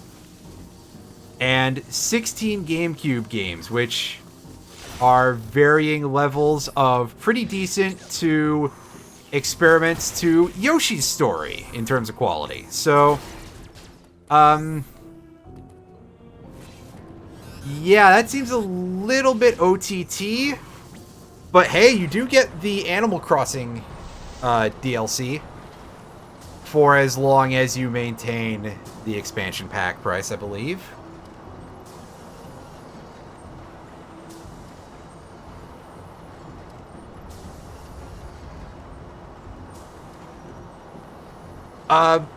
Is it 40 euros? I don't know what that, well, keep in mind that dollars and euro, the translation there, incidentally, I'm pretty sure that the euro is still worth enough that I'm pretty sure that you folks in the Eurozone are getting ripped off.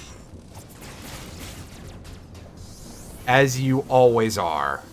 And for that, I am deeply sorry.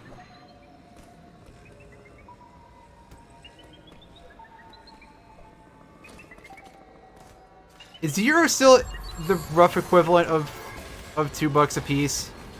If that's the case, then yeah, it's like the rough equivalent of $80 per year, which is absolutely mind-bogglingly absurd.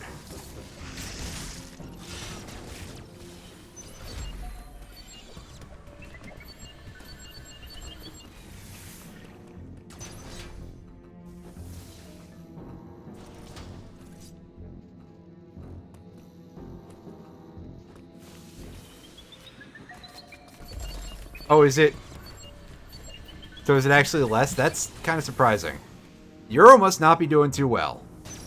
Then again, I guess, like, there's probably issues throughout that entire continent, huh? Anyway, getting to where we need to is a complicated issue that I don't remember how to do. I think we just want to get to that elevator. Which I'm not sure if we can do that right now. No, we have to... There's an item that we have to get, because you saw that 3-point door that requires us to get the wide beam, which is, again, returning from Fusion under that name, as opposed to the Spazer. And I don't remember where that is. I'm going to pop this open a couple of times to try and take a couple of random guesses, basically. I can safely say, though, that it's going to be a bit before we can fight this particular Emmy.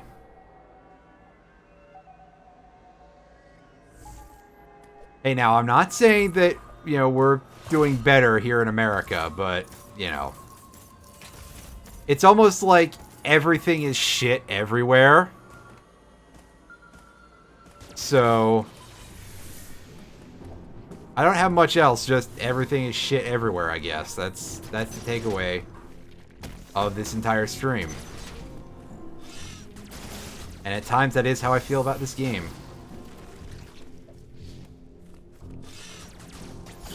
Get down here. Come on.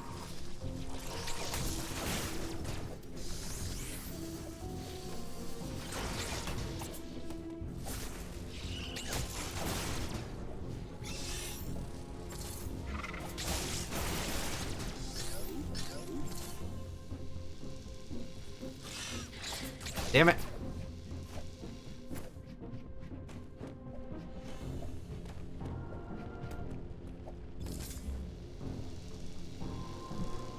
Anyway, yeah, Switch Online expansion pack.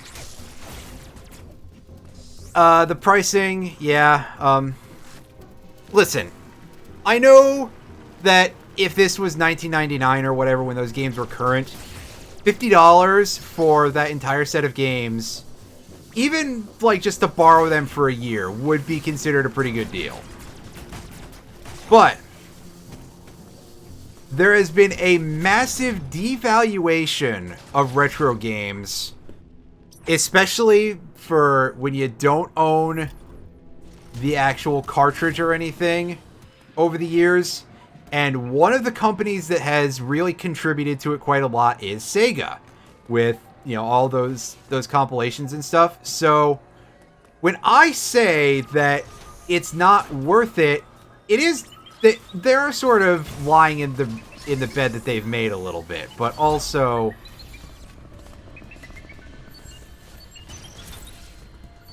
you know, just come on. Look at the, you know, look at the set list and be like, oh, hey, the best games for the 64 that you can offer us are Majora's Mask and Sin and Punishment? You're kidding me, right? Then again, the N64 was weird. Actually, Banjo-Kazooie is on that list, so that's pretty alright. Conker's Bad Fur Day or Go Home. Yeah, I'm surprised that Conker's Bad Fur Day isn't on there. Maybe they're just like, oh, we don't want to do parental controls or on our, you know, the Switch Online sets. Which, okay. Speaking of okay, getting away from this stupid thing. Can you please go back to not knowing where I am?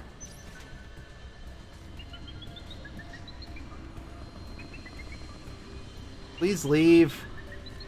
No, leave the other way. That's better, I guess. They can't offer Mystical Ninja starring Goemon. Well, actually, you say that. There are some Konami games on that list among the Sega titles. I don't need to save yet. I don't know where I'm going. So, like, they have Castlevania Bloodlines, which is one of the better 2D Castlevanias. At least from the pre-Symphony of the Night era. And that, you know, I wonder if, like, that's considered heresy or something. I'm pretty sure that that one's pretty beloved, but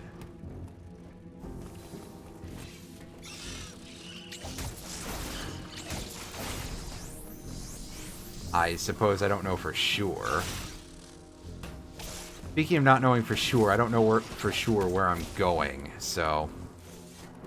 The fact that I'm going in circles here, yeah, that turns on the thing downstairs.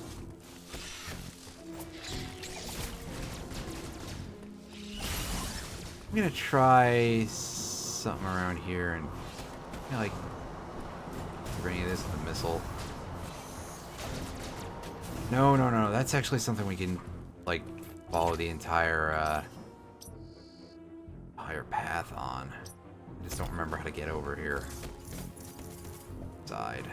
Oh boy. They could make this a little more confused, a little less confusing.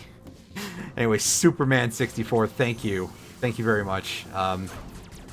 Actually,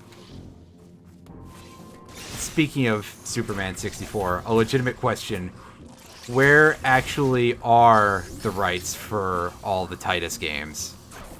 Because of course Titus is not like the one from Final Fantasy X. Shut up. Don't even go there.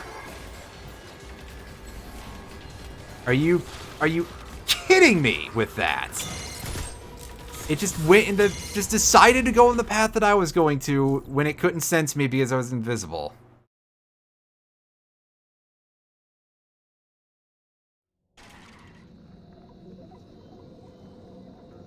That's probably just due to questionable quality N64 emulation, which has always been an issue just in general, and Nintendo themselves have not been immune to it.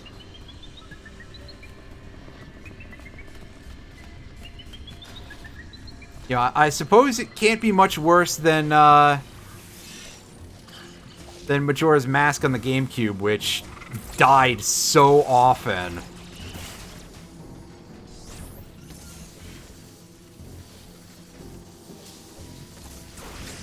Now owned by Interplay. Interesting. Wait, Interplay still exists? Must do.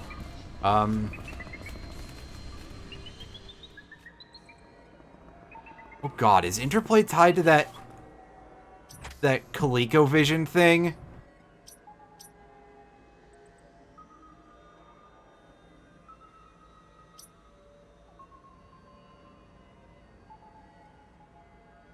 Which is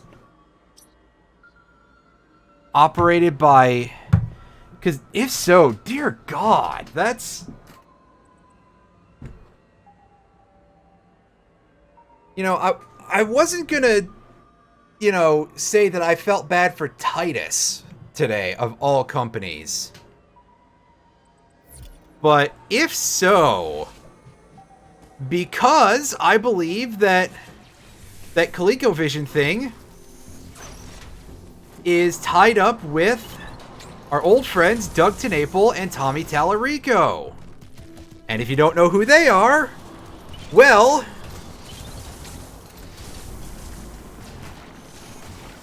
They're a neo-Nazi and a grifter of the non-neo-Nazi variety. Well, actually, I don't know anything about Tallarico's personal politics, but Doug TenNapel, woo, buddy. He's a bit of a monster. We'll put it nicely. And unfortunately, he is also one of the guys who created Earthworm Jim.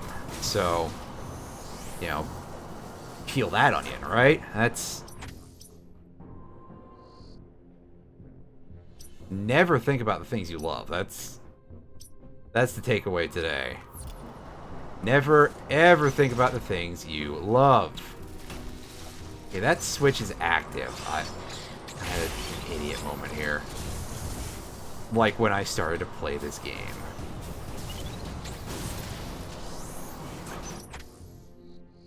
Yeah, so Interplay is publishing.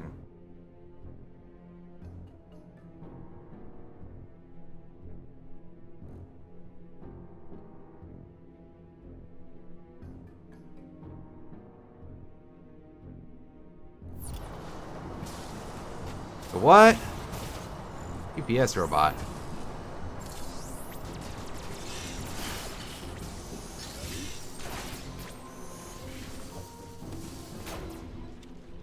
Are you referring to the Emmy? Because, like,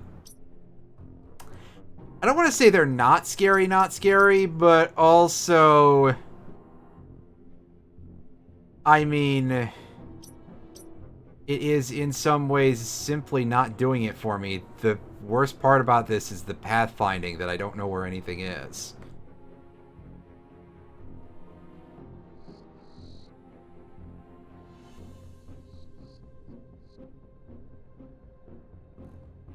I have to rise from the dead and finish this game first. You're not wrong. Maybe if you had an ISP that didn't suck ass. That'd be the first part. Okay, so I have to be, like, missing a way to go up here, right? If this thing could stop bombarding me with puke, that'd be great. Okay, yeah. It turned out to be very simple.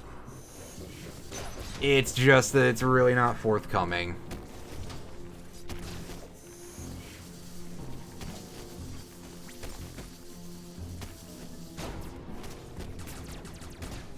Alright, so pull that down, and that will open the way to that energy tank.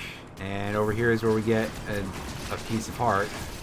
I'm going to keep calling it that because, I mean, honestly...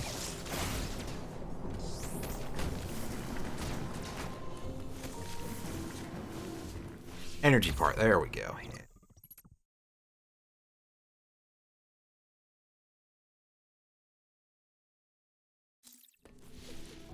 I regret paying Omicron for $2. I always regret it, okay? I should have paid full price for it. You're correct.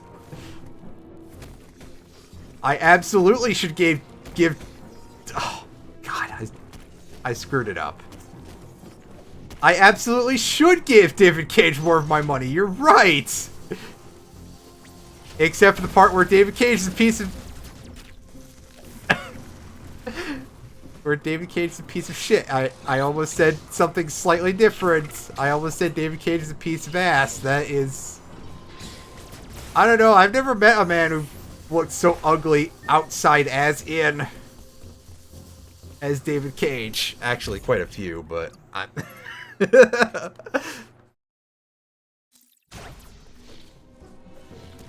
Listen, I'm having an issue right now, Tav, from you continuing to bring up Omicron. I'm going slightly nuts playing this game anyway, so... God, we should at least note that was an accident, okay? God. We're talking about anything except for the game, and actually, maybe that's fine.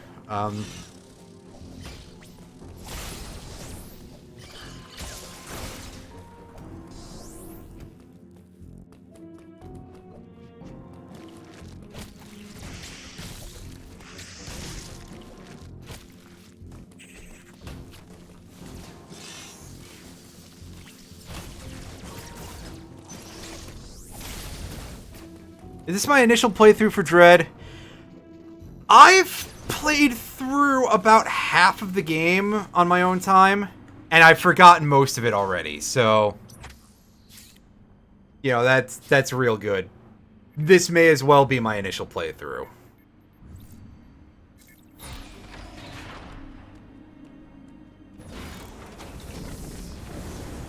I was probably doing better in that initial playthrough, but on the other hand, I wasn't thinking about the fact that I almost said David Cage is a piece of ass. Oh, I did it again. Shit.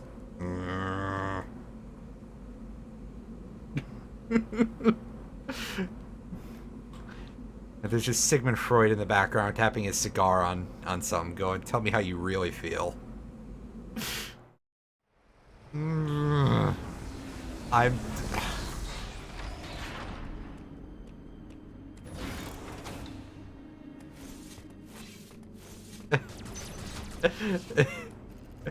I don't remember the context. Context. I don't remember the syntax for the quote adding thing. Lethal. Otherwise. Oh right, bot. Duh. I'll do it later. Don't remind me. Permanently seared into the tiny little rat's nest I call my brain. Anyway, these blocks require the speed booster. Just wanted to show that off. Because, spoiler alert, but that's the next item that we get from an Emmy, and we haven't even dealt with the current one. This game has a very strange, like, progression to it. I'm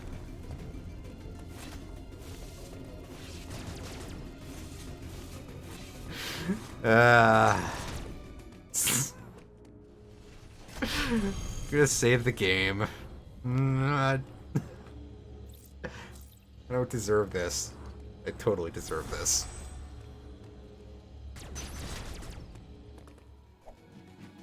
Ack.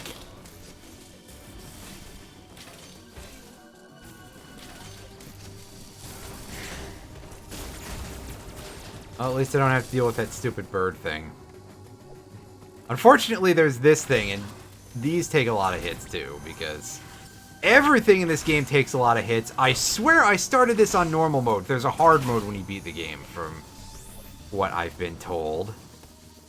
Because this is the game that truly needs it.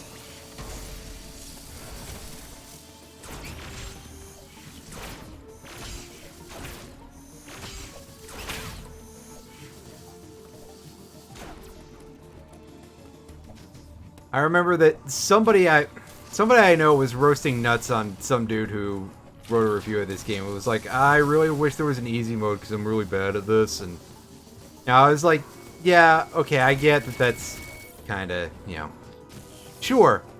But now that I'm playing that, yeah, I wish there was a fucking easy mode. God damn this game. Anyway, power's out. This area gets cold in a bit. When we turn the power on, so...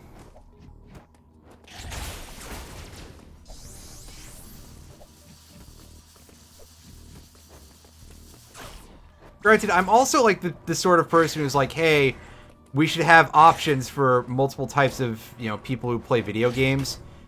Maybe because, and maybe I'm the fucking freak here, but, you know, I remember... Well, first of all, I remember getting murdered by a stupid, shitty little bat. And anyway, you know, I remember being bad at video games, and, you know, I remember growing up around people who were assholes. But now these people get to be the assholes, so they are being the whatever. I don't know. Again, maybe it's just like I'm the one who's got the problem here, but I think this should be a hobby that more people get to enjoy.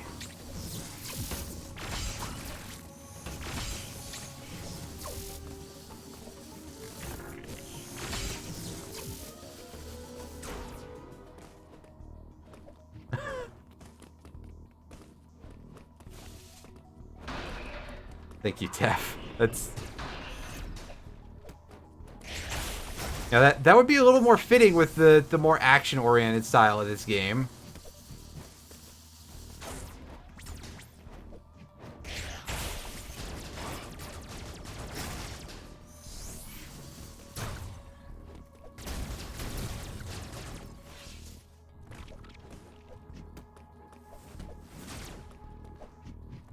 Alright, so this should turn the power back on.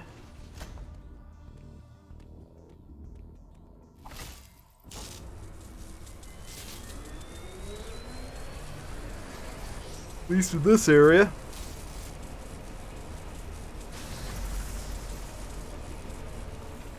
One thing that I'm kind of sad is not actually done with this is that, at least so far as I've played, and I have been spoiled on the fact that there's only the one Emmy unit in this area in Dairon or Dairon or whatever it's called. I think it's Dairon. There's our this thing. No, I highly doubt that people have that, but re-download another version of it. Anyway. Yay, we got the wide beam. It does exactly what you remember it doing. I forgot what I was saying. Yeah. So this area, I've been spoiled on the fact that there's only one Emmy unit here, and we disable it by the time that we get to where I'm at in the other file. But one thing that I'm sad never happened is that we never got that there wasn't a sequence where you turn the lights back on somewhere and it's like, oh, by the way, you're in Emmy territory now. Enjoy. That would actually be like legitimately kind of fucked up. As it stands, this game is, for having the, being titled Dread, is a little underwhelming in terms of the fear. It's definitely, it's not anywhere near as scary as Fusion. That's for sure. Aside from when my Joy-Cons go out to lunch and just start pointing upward when I have nudged them accidentally, and I have to touch the stick at all in order to nudge it back to reality. Again, maybe Nintendo should have invested in some fucking quality control, but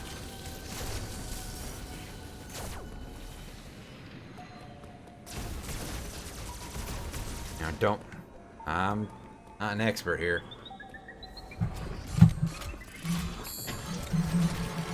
Ah, yes, this one is carrying the speed booster. By the way, yes, all of the Emmys except for the broken one carry an item for you. So when you kill them, you get a power-up. Kind of like how in Metroid Fusion, when you defeated a boss, you would get an item through that. Okay, please turn around. Alright, now Samus, don't sneeze or anything, because stupid jackass is meth enhanced. Jesus, that seems a little overkill, but who am I to judge, I guess. So the shutter locks are pretty much one way for us at the moment.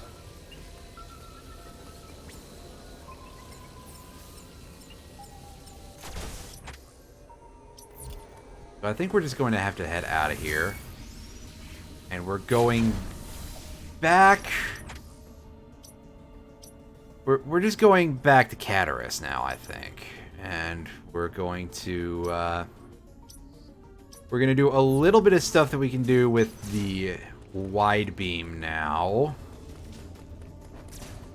That is, again, assuming that I'm remembering the flow of this correctly, because this the order that you do things in this game is not always necessarily the most sense-making. That thing just tackled me from off-screen. Oh, nice, I didn't get a counter. Which means reduced item drops for me. Great. Metroid Dread. That would have been something. It's Metroid, but it's Breaking Bad. Wait.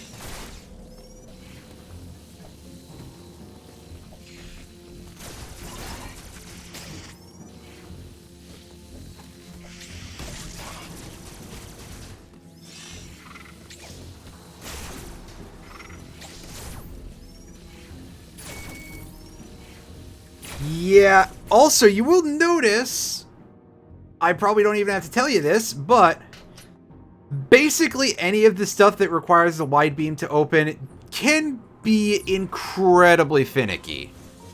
Like, those blocks in particular are just the worst. Like, oh.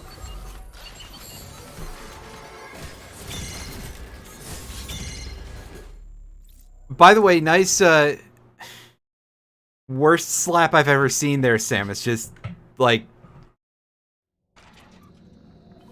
What, are you trying to wipe something out of its eye?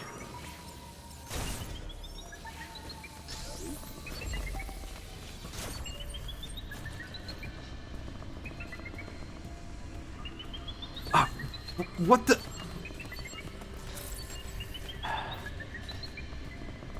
Because I didn't have my thumb completely off of the left stick, and it's just like, oh, by the way, technically you made a noise.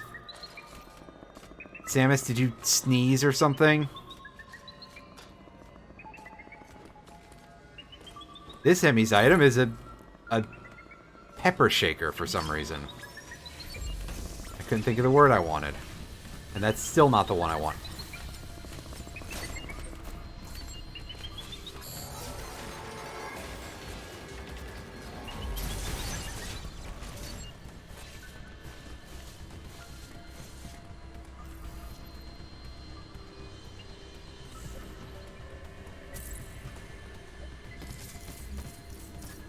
Clap of the suit cheeks. Jesus. Colonel. Trying to sneak past the guards.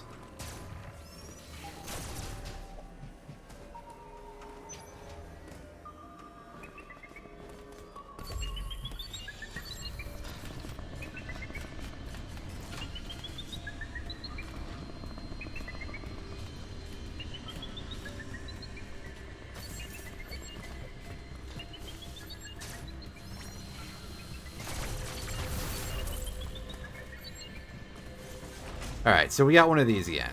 And once more, we don't have a ton of missiles, but that should be changing fairly soon. I think we get access to a reasonable chunk of missiles in the not too distant future. However, our reloads seem to be pretty good. We seem to be getting good drops from these things at least. So there's that going for us.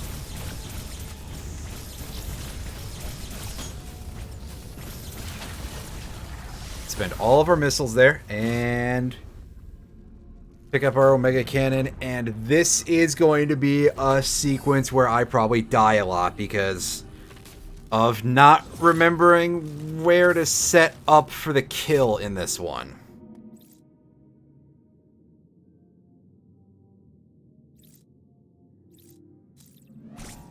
Again, Samus, you need to charge this thing faster. Come on. Get with the program. Also, I don't really know how to feel about, like, the very end of that sequence where it's just like, oh, as you move between rooms, here's a black screen with just a door slam sound effect. Not even, like, a proper loading or anything. It's just like, oh, hey, yeah. It feels very cheap. It's like those sequences in Super Mario Sunshine. You know, it is Super Mario Sunshine cutscene levels of low budget. Alright, come on, brake faster. There we go. Boom! Headshot! There we go. Been dreading me playing this. Shut up, Lears. Listen to this guy. Always with the puns. That's okay. That's what we love around here. Is bad jokes. It's a talent that I have acquired as well over many, many years. And hey, we finally get the Morph Ball. Allows Samus to curl into a ball and enter narrow spaces. Press ZL or tilt L down. While crouched to transform, while in Morph Ball form, press B to jump. That is nice. They give us our old friend the spring ball for free.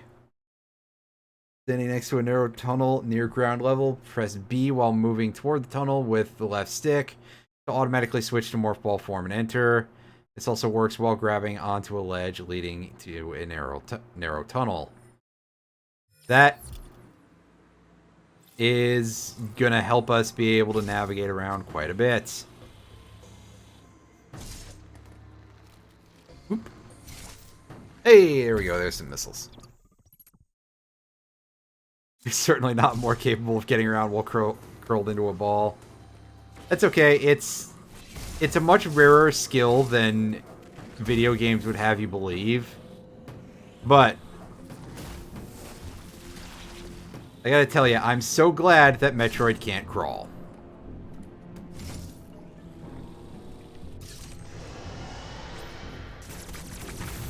Yeah, I know, buddy. We're gonna get our missiles back. And we're not ready for this yet, because we need a suit that'll let us withstand some heat. That's that thing. Alright.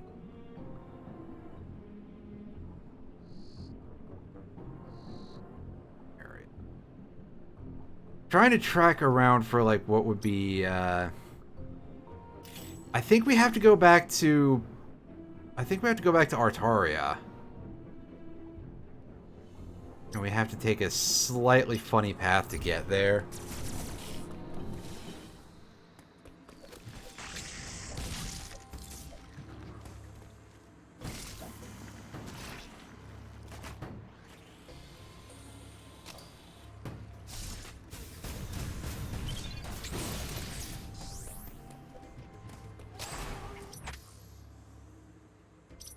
Just confirming to make sure that I'm on the ball here, as it were.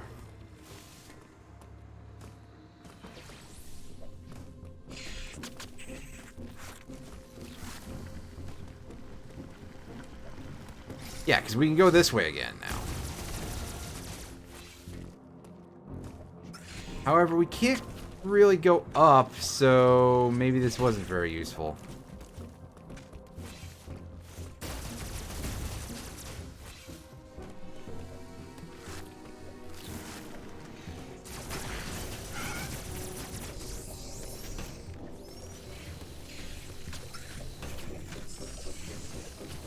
Also, yeah, as I probably don't have to inform you, the wide beam is significantly more damaging than our previous thing. Even aside from the, oh, it's multiple shots, I'm pretty sure it does more damage besides that. The thick beam is a pretty powerful weapon, so they're giving us that at least. You know, we'll need all the advantages we can get, and they're going to at least give us one or two. It's not going to be enough to weigh it out, to outweigh whatever. You know, it certainly won't be enough, is the point. We're still going to get our asses handed to us more often than we would like, but all considered, this is as close to generous as the game will ever get.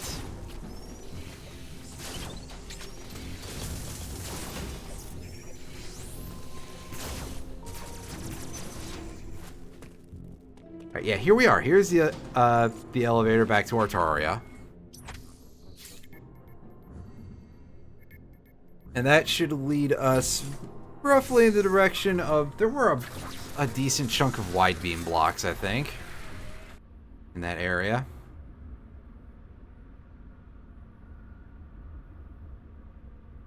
And yeah, you can see here, like, only just when the light crosses over, but for some reason, the undersuit color... Actually, now I'm not... Nah, fuck it. I'm thinking about things too much. Come on, elevator sequence, go faster. Loading times. That is one thing that I will say doesn't look good. The frame rate on that elevator sequence is quite slow. And it looks about as chunky as usual. As you'd expect from that, rather. Looks like some chunky salsa. Or something. Yeah. That way.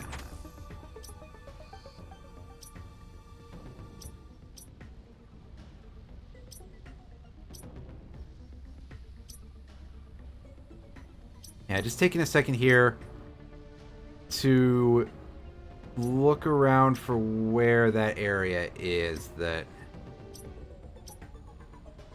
Alright, so we can go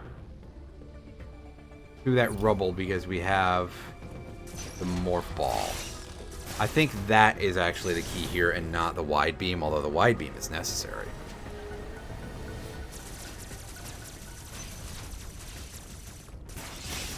Because we needed it for exploration purposes and not just for killing things better purposes. Amazing.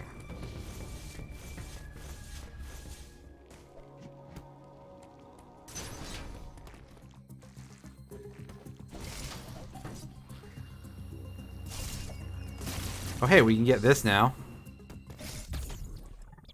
Yeah.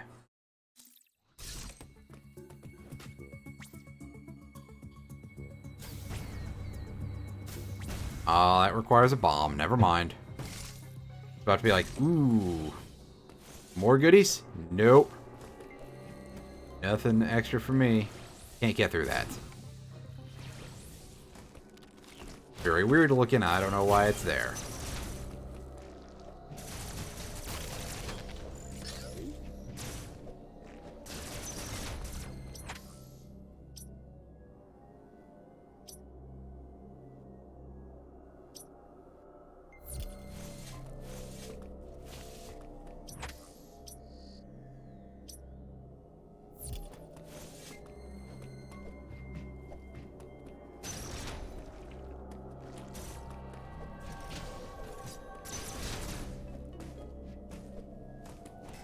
I don't know, that has to be accessed from the other side of it. That's a teleporter. We just have to use it from the other side in order to be able to open it up like that. Get another speed booster wall. So that's not where we're... This is not where we need to go either, but we have it on the map now, I guess.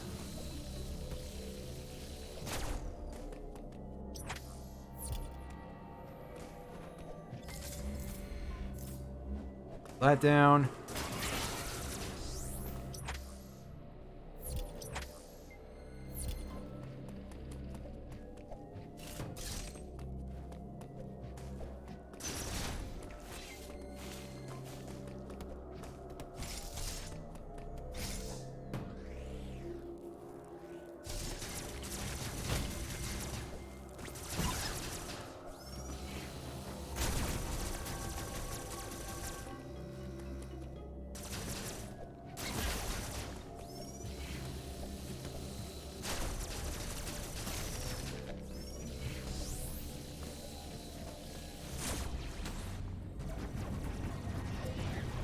I think we can access the red teleporter now. Well, for a start, we can get this missile pack. Red teleporter is going to take us to another part of Cataris that I don't know if we need to access right now, but we can have that in our thing, at least. So let's take a quick... Let's have a quick look at this place. See if we can sneak a quick item or something, because what we're actually after here is we're trying to head toward a boss.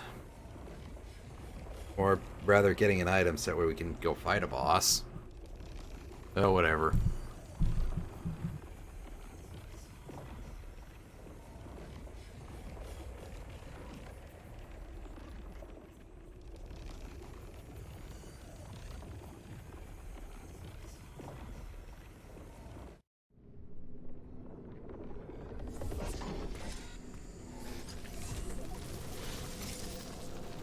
There we go. Missile Plus tank adds an additional 10 to our capacity, as opposed to the other ones which just add 2.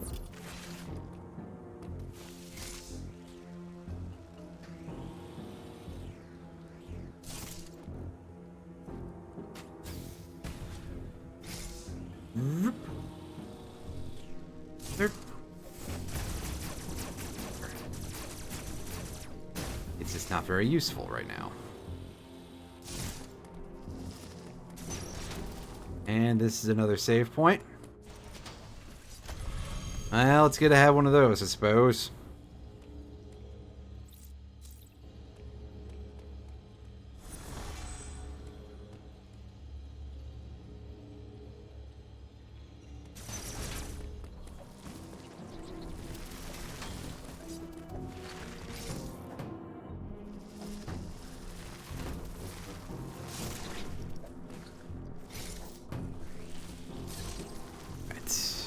Back we go.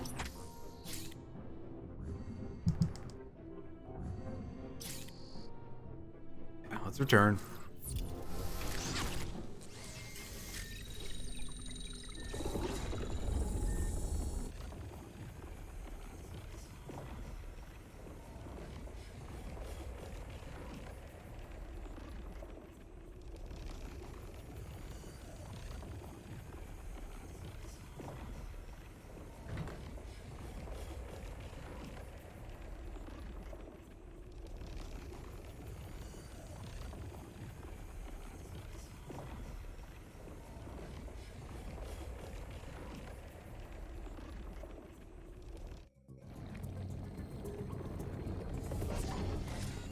Come back here.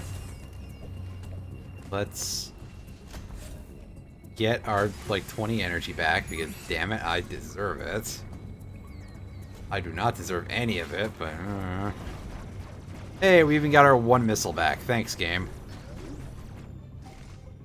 I said missile back, not bristleback. Ugh, bristleback. Jeez. Imagine willingly... whatever. Hooray, we got another piece of energy tank. Yay. Because it needs to be harder to get energy tanks in this game.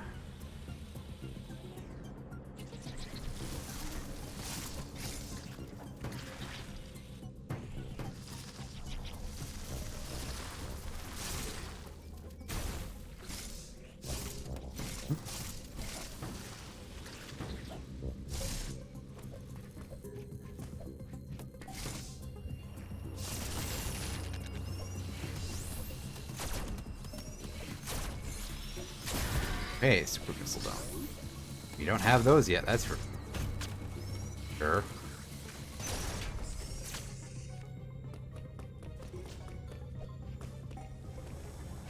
Alright.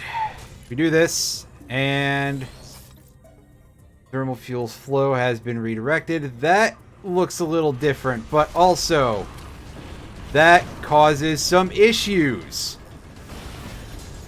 That means it's time to run. Please go down. No, I guess it doesn't. Never mind. The fire jets do not go down. But, as you can tell, this room is starting to get hot. The further we go, the more screens start to increase in temperature.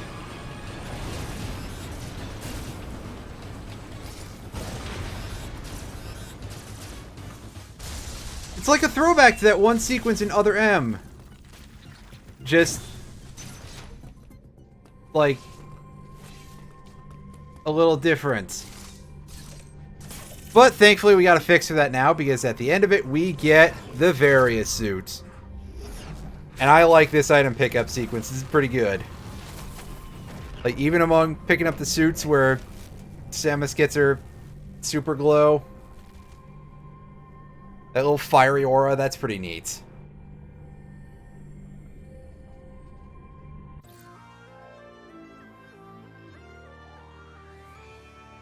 Various suit acquired.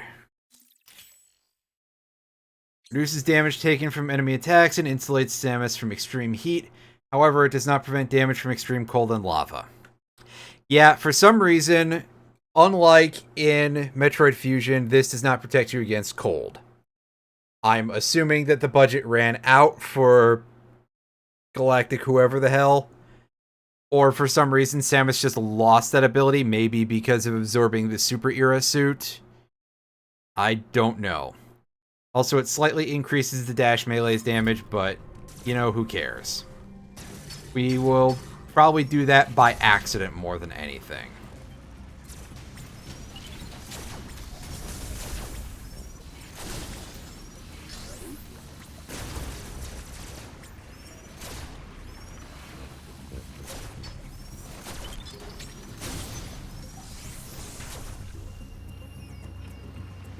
I'm going to try to do this. I'm probably not going to get this. Or certainly not going to survive, but we're going to give it a shot. Well, we managed to. Barely. God knows if I'll be able to get to a save point with this kind of energy, but we technically did live and we did get the upgrade, so, you know. Alright, this'll help, because these enemies are very easy.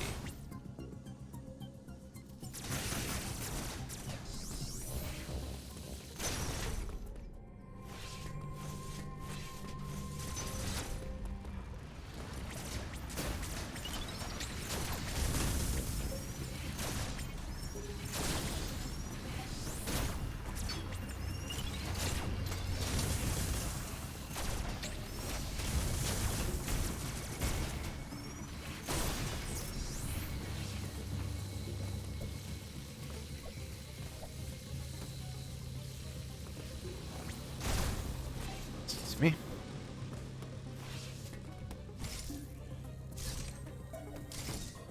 Yeah, man, this area just became a wreck pretty quickly. That would be a good time for that burn command, but unfortunately, I was a fool.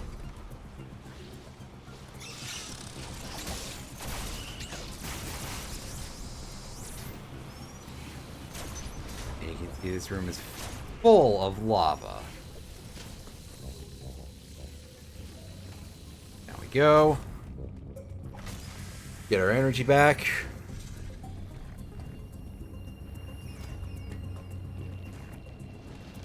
And this is when you're supposed to use that teleport point to go back to Cataris.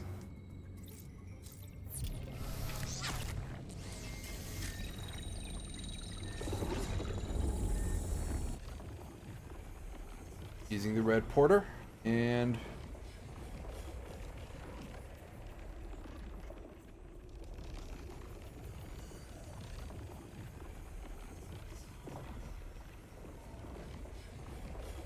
have to stare at this for several seconds.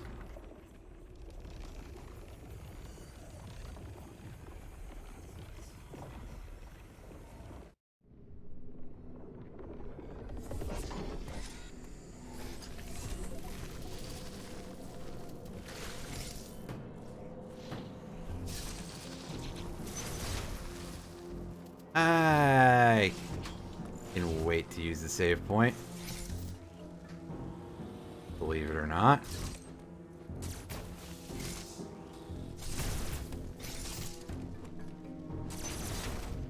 Also don't need any missiles. Kinda amazing. I take a small dip in the lava bath, because I guess the designers just don't like you. As if we haven't established that already.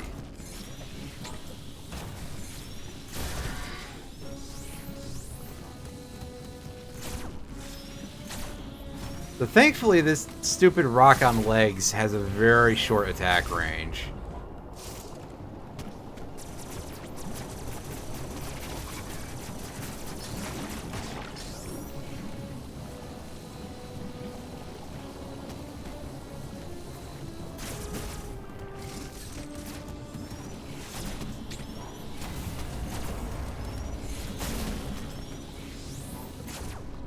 Zoomed pretty far in here. Oh, there we go.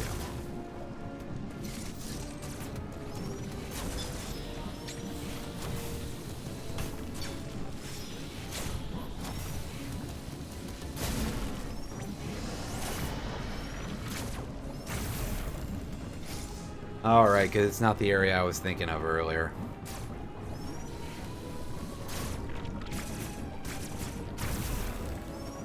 This should drop us right here. Right, I remember how this flows now. Obviously we got a boss coming up here.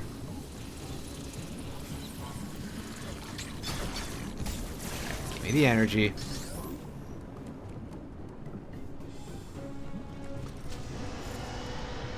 Oh. Yeah, we should probably open that up real quick. I mean, we don't have to for a moment, but it'll make things easier, I guess. Unfortunately, easy is not exactly the word of the day. This boss can be pretty tough. However, I think I remember how to deal with him, so let's take a look.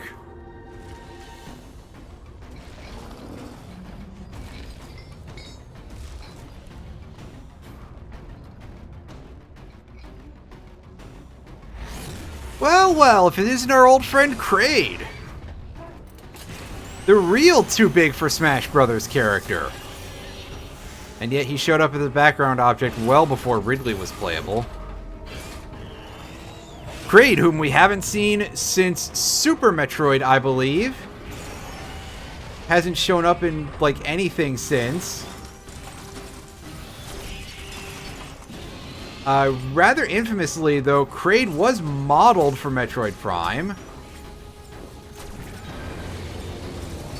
So this mass vomit attack, this is one that's a bit irritating because of those fireballs. Alright, we get it, buddy. Can you open your mouth, please, and I can feed you some missiles?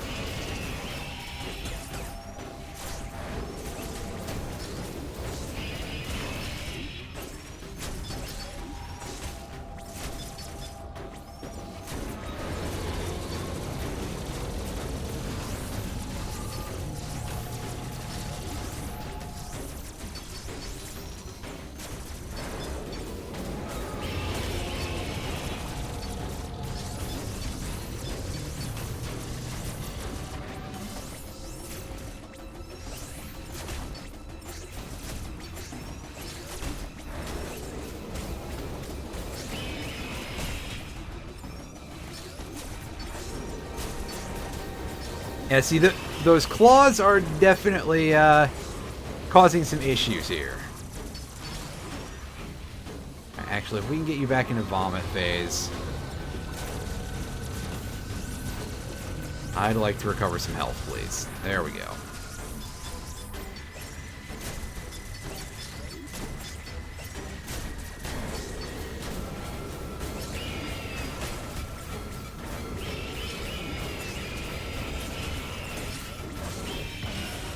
And yeah, here we go. We got another phase to this boss.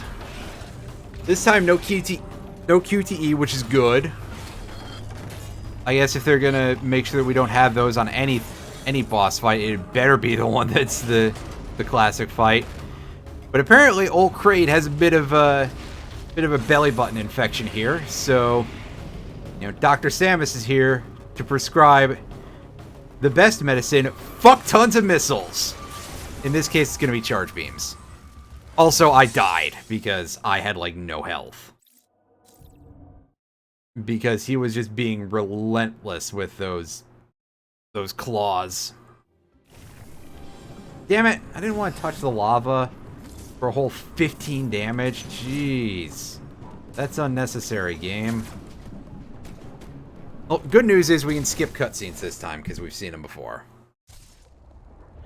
And I can take a moment to point out that, yeah, that is a slightly awkward button combination, really.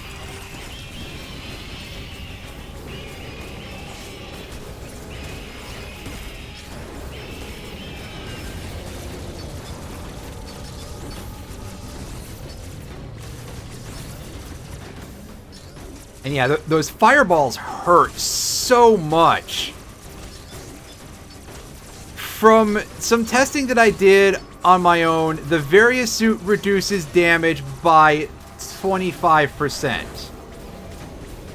It may as well...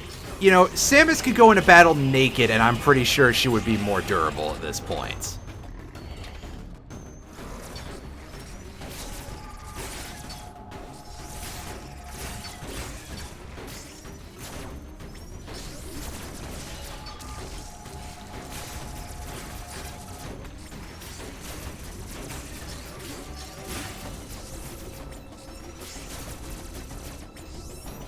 Alright, so that attack, if only I had done that properly, you want to ball up to dodge the big spike things that he shoots out of his...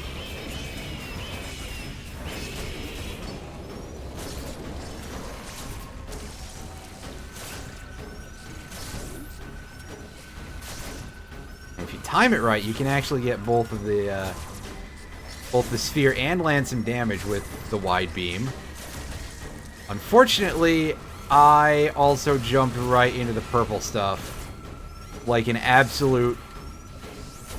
Oh my god, stop aiming upward, you piece of shit Joy-Con! I'm barely even touching the...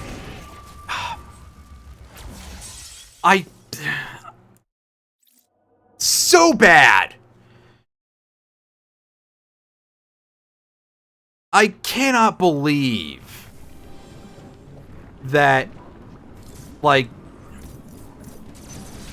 Oh, also, that 15 damage that we took earlier, it's just sort of on our permanent record now. Good. I'm so fucking glad that we get to get screwed like this.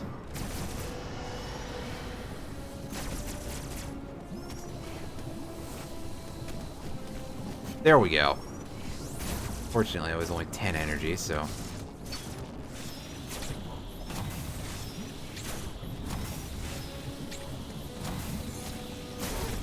Oh, we still got hit by those attacks that much? Sheesh. Well, we're gonna be starting this fight with even less energy very soon, I guess.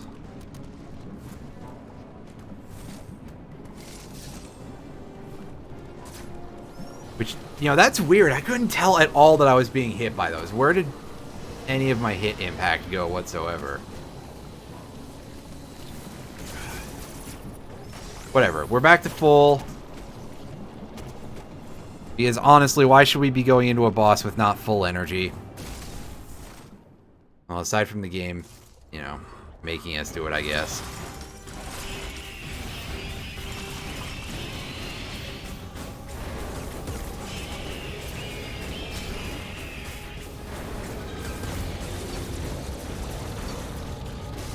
Dodge the fireballs.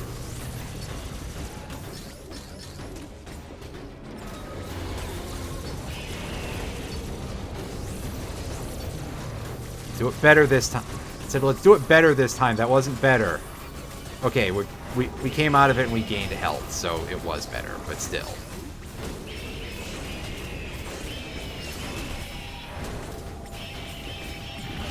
Yes, we get it.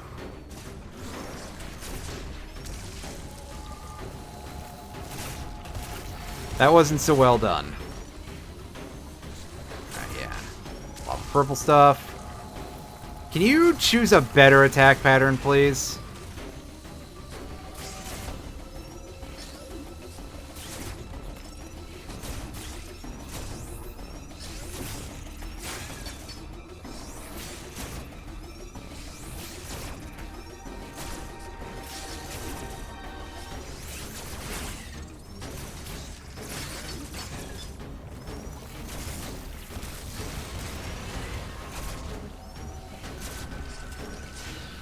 Comes the nasty purple goo.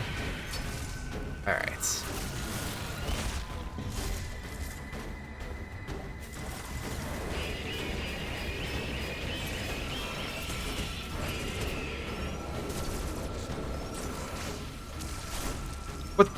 What the fuck was that? I was in no way... Why did I start going to the right? It's not like he sucks me in or anything.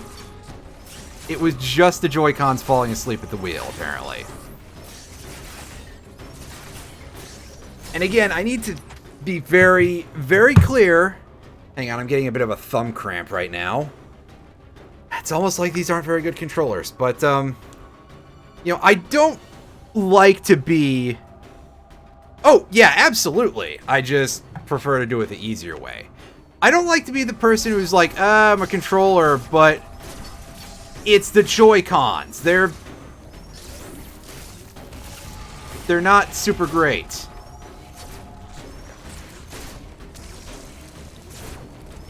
Yeah, see, like that. If that was just pure luck. Alright. Duck these, because, again, we're taking the easy route here. Alright. Come on, have a fuckload of missiles, buddy. Dang it, why couldn't you make that your second attack for that phase?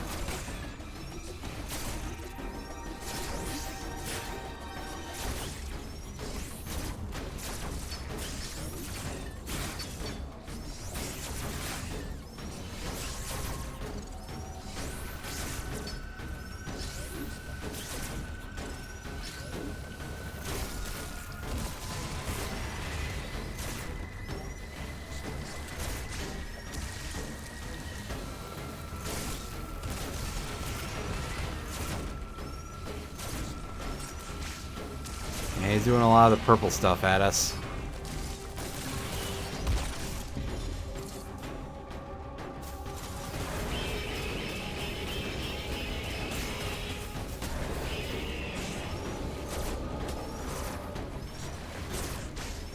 Incidentally, I think regular beam shots actually will do damage to his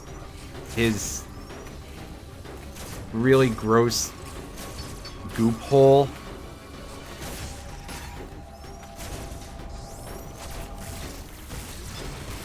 Damn it! See, again, like, at best, I barely breezed the control stick, like, not even made contact with it. And again, it's just like, huh!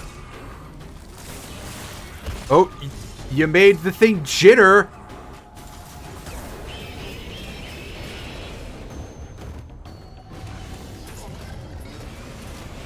Honestly, Nintendo should refund everybody who bought any of the Joy-Cons prior to, well, did they ever really fix it? Also, that dodge is pretty slick, where Samus just like, nah.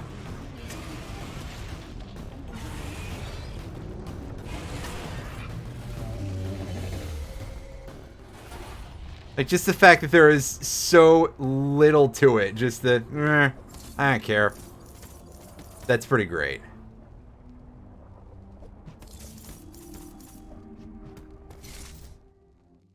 And we are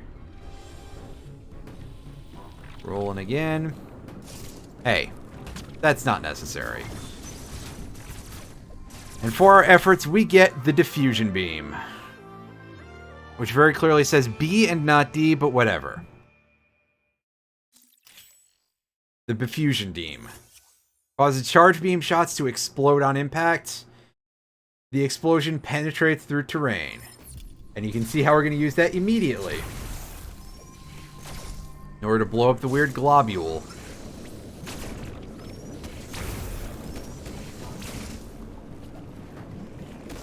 That one, however, is too far away. There's a teleporter there. We can take that. I'm going to do a quick double check of the area because I think there might be an item we can get here. Don't hold me to that, though. Oh, right. This, because that's a pain. You have to, like, get in there, and then... Oh, God, I just want some help. I don't think this is a way to get it, though.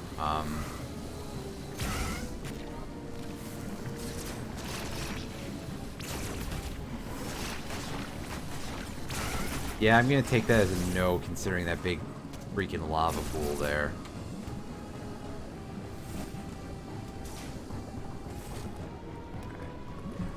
teleporter. And it'll take us to another area in Dayron. Fighter of the Night Ron. That wasn't a good joke. Just like any of the ones I've told.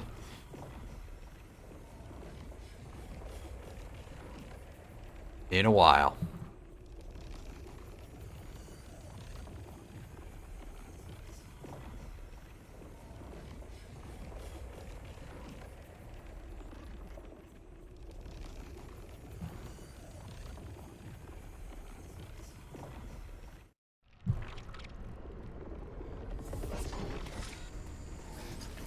Alright, let's not stand on the panel set where we don't accidentally set that off again.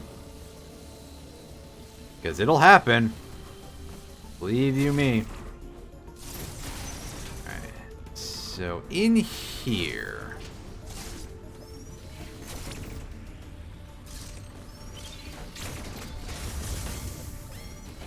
For that thing. And yeah, I'm not. So far that I'm at, I haven't been able to get that energy tank part without the gravity suit. Not that I have the gravity suit yet, but you know what I'm saying.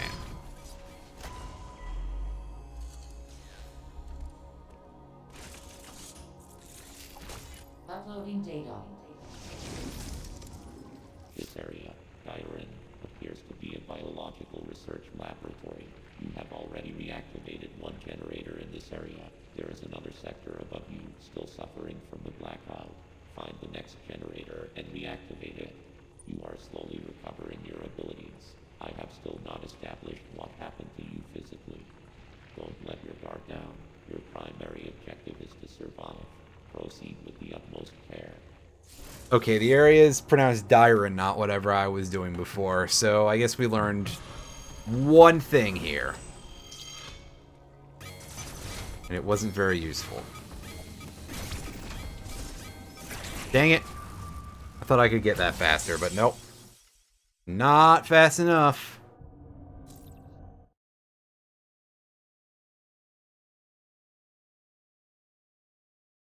Well, gee, it's a good thing we saved right here. Excuse.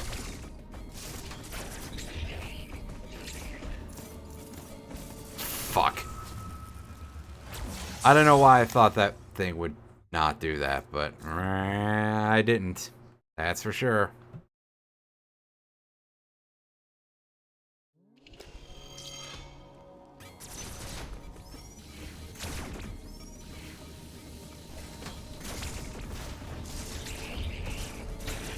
Damn it, I'm doing things too slowly. I should just grab onto the wall and I should fight it from there. Or I could try... I don't think it has a counter frame. Then again, not like I tried before, but... Or I can just try letting it get to the wall or something. Stay. There we go. We can fight it this way.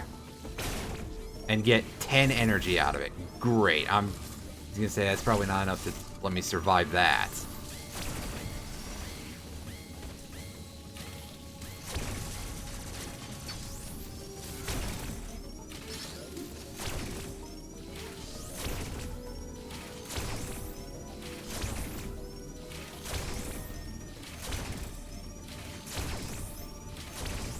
And here's how we'll farm up some energy real quick.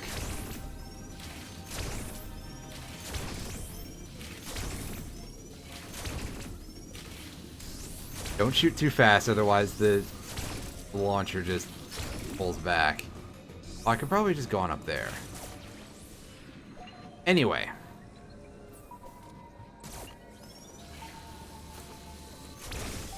We have to cross through this area again.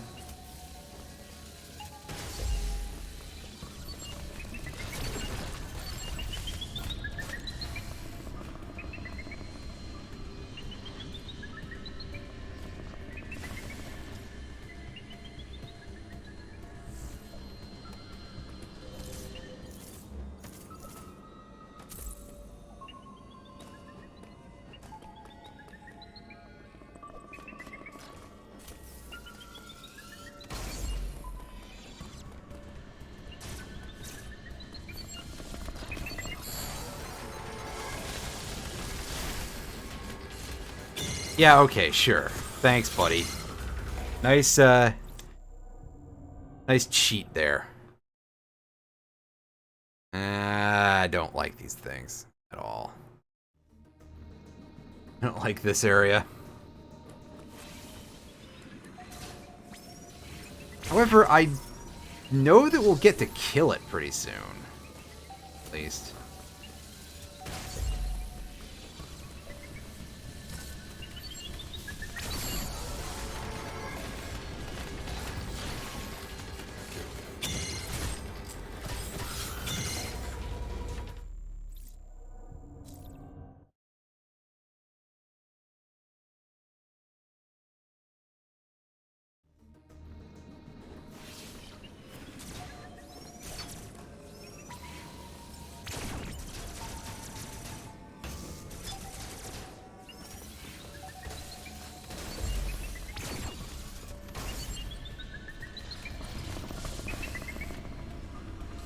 Keep going. Oh my god, you dick. I can't believe it. Also, nice animation there. It's like Samus is looking for the power switch for the thing.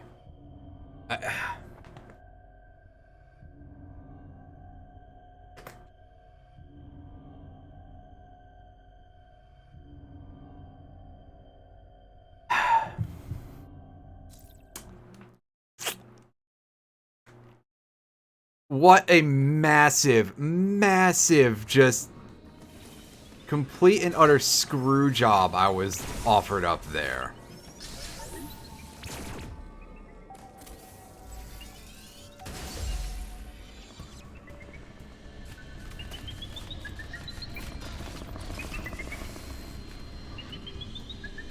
And it's gonna turn around on the floor, isn't it?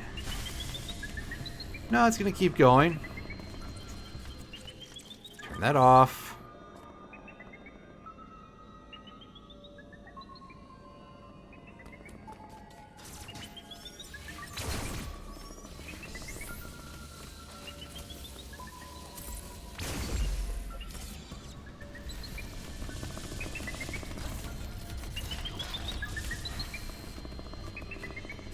And yeah, again, it does that fucking movement pattern. Like, without even knowing that I'm there. That's... I don't like that.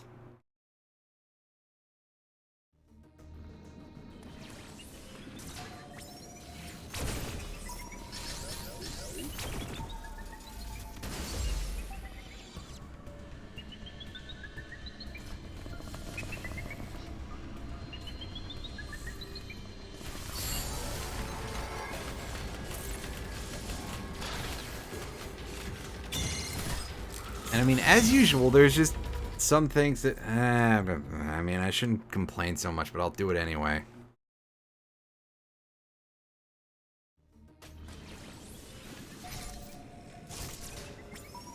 Alright, so we're going to deal with this much differently this time, i.e. by just going through as fast as possible. And then failing to do that right, because why not? Move, you fucker! There we go.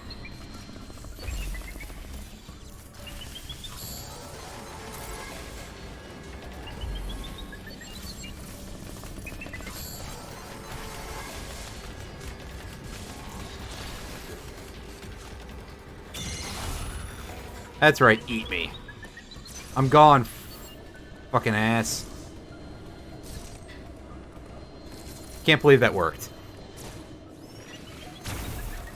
Cannot believe I pulled that off. Okay, so you can't actually break those properly, which is something that I hadn't seen myself do before, so... yeah. Alright, I'm on the wrong side of something, clearly, but... do you have a location for the central unit? It's way down there. Ooh.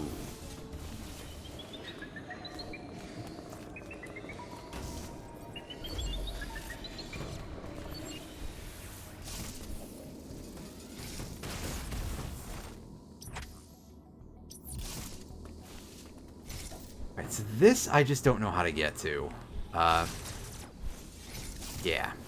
So we're gonna ignore that for now. This is a whole other area that's switched off, by the way. You can't tell from all the frozen stuff. This place definitely gets cold.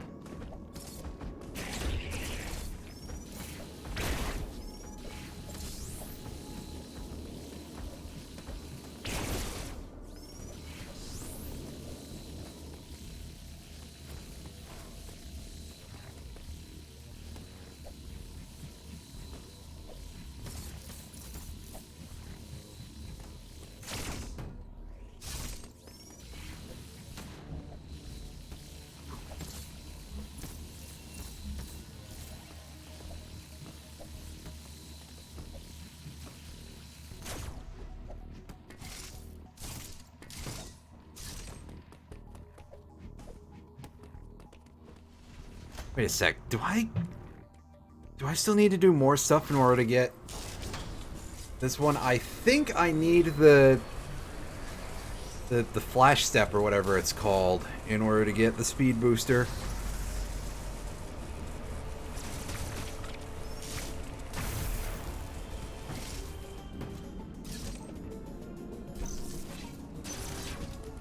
I don't want to deal with that robot. That thing does a ton of damage.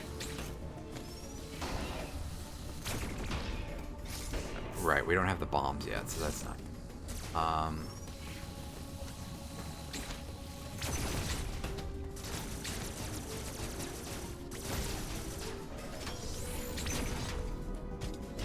Yes, let me go back to ignoring you, buddy.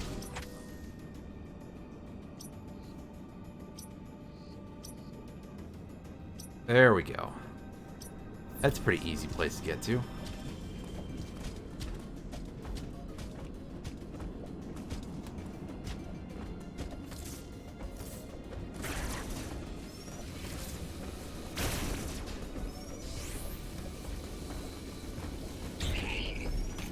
Oh, my charge beam was lost when I took damage. Alright. Jerk.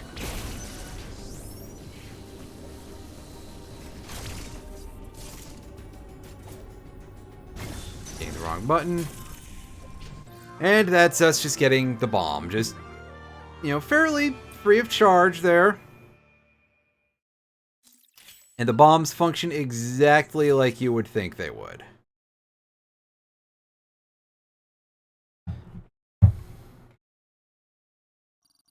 However, we can also activate these Morph Ball launchers, which are basically tube paths that we get sucked through.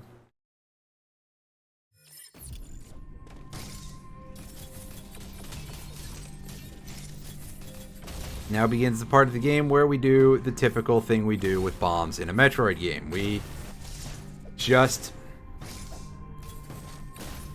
start laying them all over the place if we don't know where to go.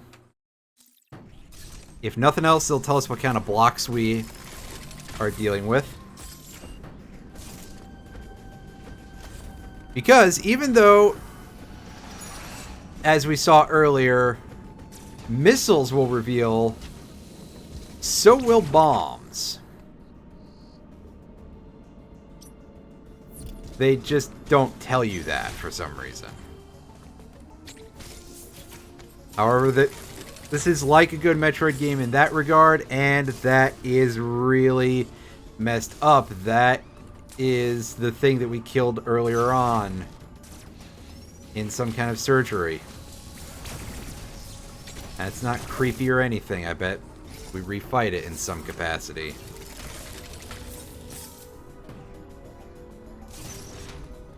Here's a save point.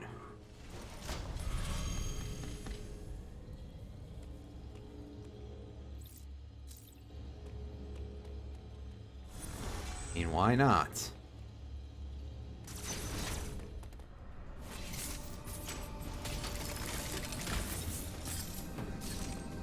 Alright, so we're back here.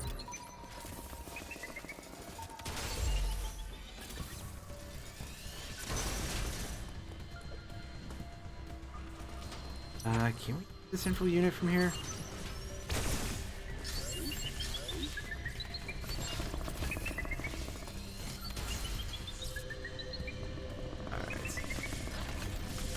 Go away.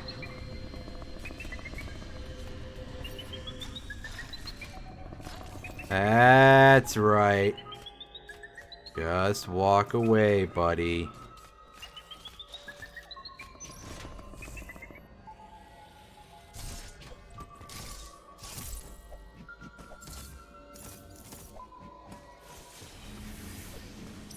Okay, no, we can't get to the central unit from there. We have to go through a little more other areas here, I think.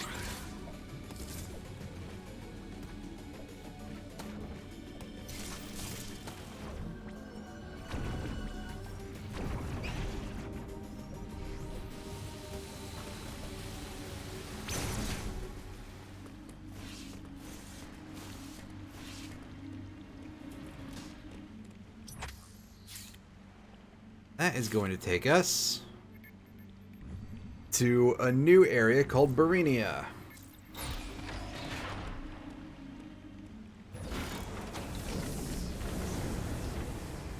An area that's mostly full of water. Which is great because we don't have the gravity suit. It's okay, it's a short-ish side trip.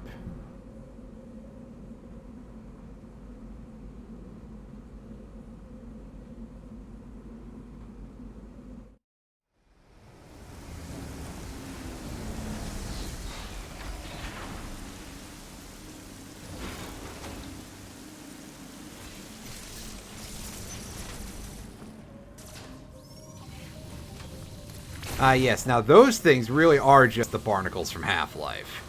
And yeah, a big fan. That's an obstacle for us. I mean, to be fair, I guess it works. Although, I don't know, I'm not a big fan of it. I guess you could say it really blows.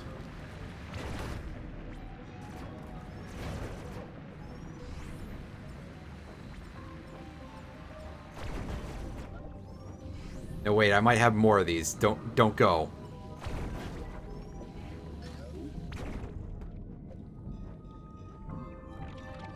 Actually, you know, you don't want to put up with the bad jokes. Well, one, I'm surprised you're watching this stream, but two, well, I don't have a two for now.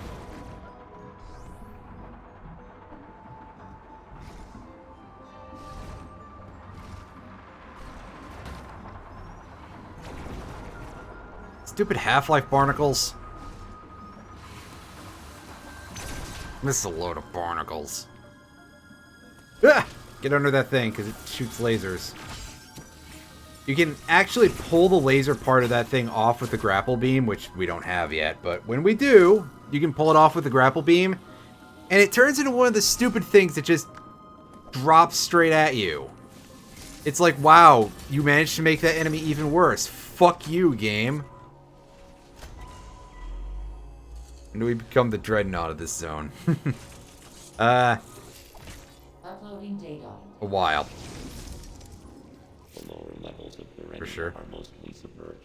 You will need your gravity suit to operate there at full efficiency. Abilities such as the grapple beam or space jump will help you maneuver underwater to an extent. Find them as soon as possible. Question, by the way. Is it just me? Or is the voice acting in this game disgustingly quiet? Like, even when there's no music, which actually makes it kind of more fucked up that it's so inaudible during those periods that it's not competing with anything. They just forgot to give it any volume. Yeah, the audio is definitely uninspiring in terms of quality, but the mixing is a special kind of evil, really. Like I was telling you,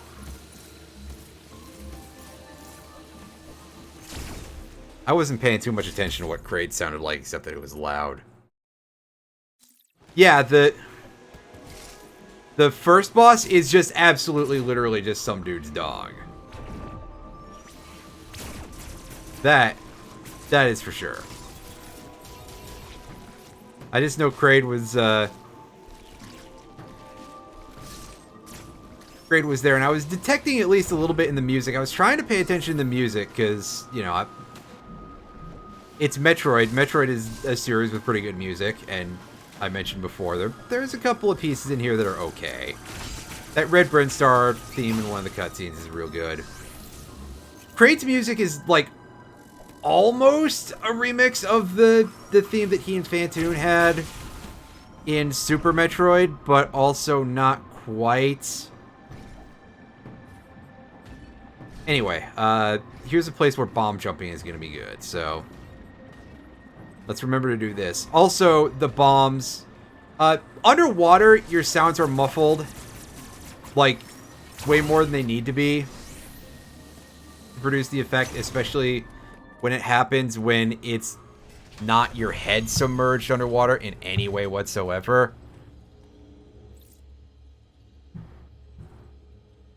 And, oh, I forgot to save. Whoops. What was I about to say? Yeah, the sound is muffled unduly in there, when you're underwater. But the bombs already don't make jack shit for noise, which is a problem considering that that's an easier cue to learn than just timing, at least in my opinion.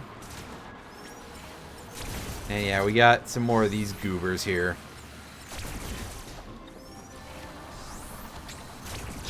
But yeah, like, are the noises straight up public domain? I know that a lot of things just recycle sound effects, so it's not entirely surprising, but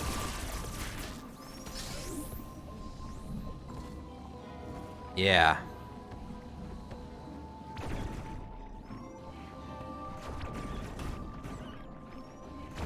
Granted, also...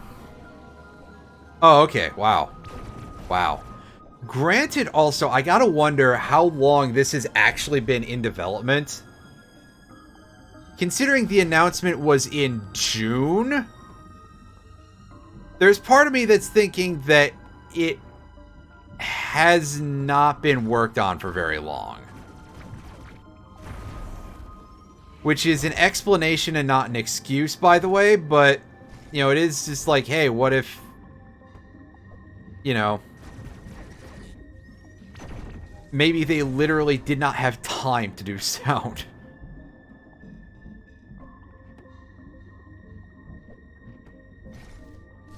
If there's that large of a proportion of, you know, prefab sound assets, that would be my guess.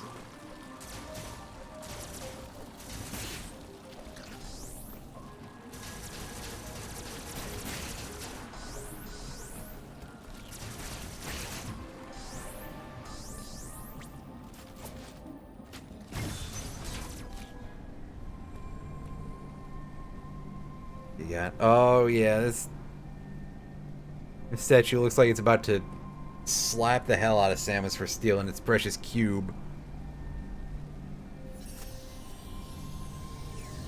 That, I think I knew, but I could be wrong about that. But that was the thing, you know, you would have to, like, know a little more about that, I guess. And we get the Flash Shift. This is our second Aeon ability.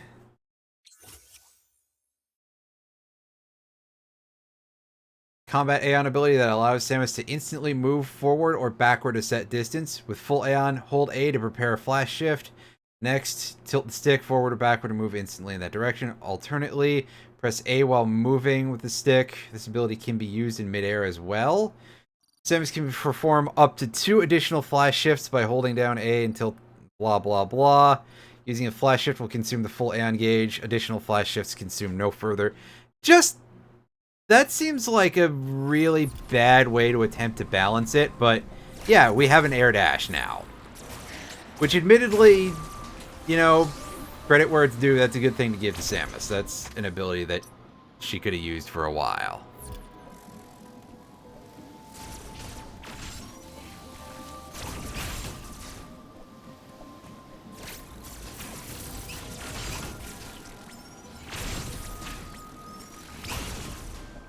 So this energy tank is easier to get with the grapple beam, but you can get it without too much difficulty with just the flash shift. Where do you plug in the centrifuge? Attach it to... put another wire on the thing that has 2 blocks there and attach the centrifuge to right after that. I guess. We're doing 4 to each. We're doing 4 to each of the 4 battery CEFs for now. Or CEVs or whatever they are. I can never remember. I think it's CEV.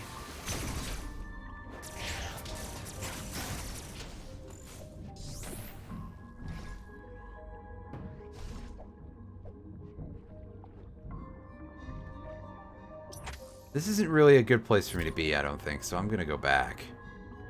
I don't know why they let me in here so easily. Don't worry, by the way, there should be that wire in one of the chests, at least. Like, there's just some regular conductive iron wires hanging out around places, but there's some stuff that's set up already.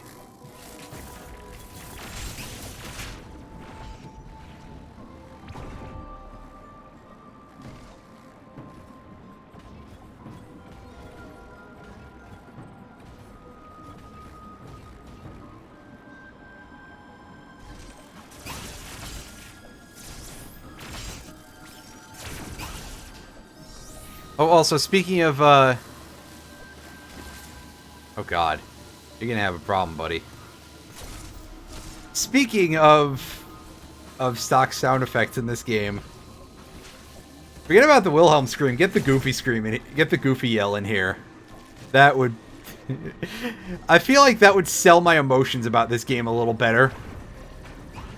Is all I'm saying. Because this is a hot mess.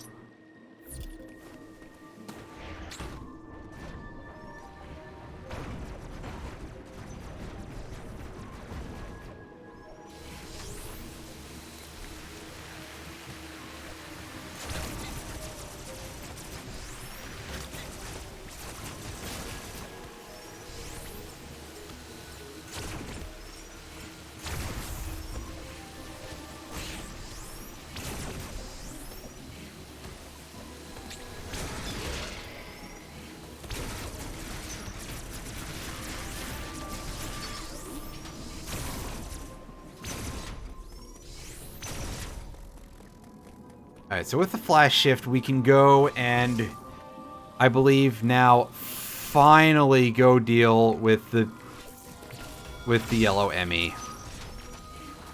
And that'll be the last thing we do for the stream.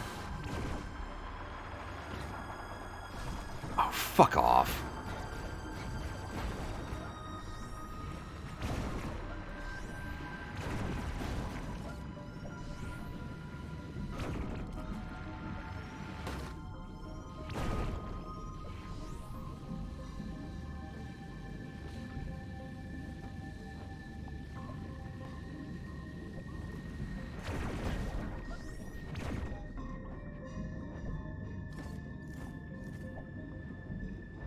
Wait a second. What do I get back?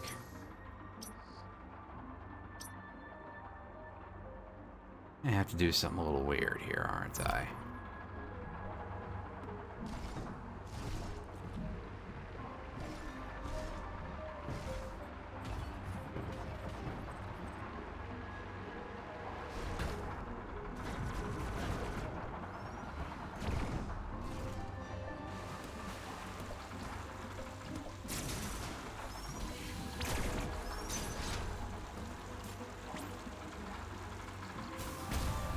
That's a speed boost block. That'll get us energy part, blocks. Problem is, I won't really be able to get there,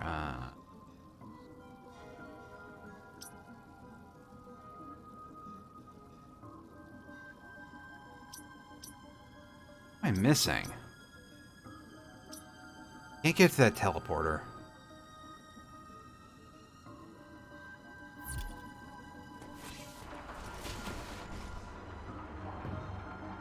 I'm starting to feel like you've described that as the entire, what this game is. So we're gonna...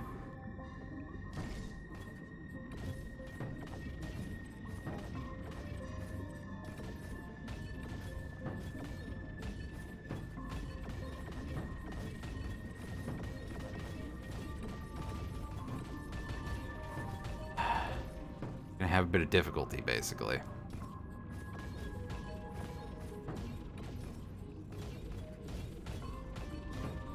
I don't think this works.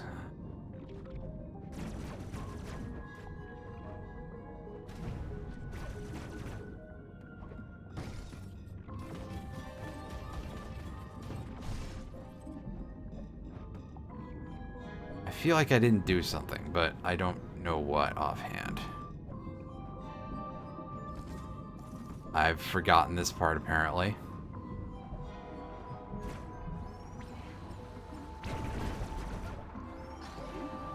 So, back over we go.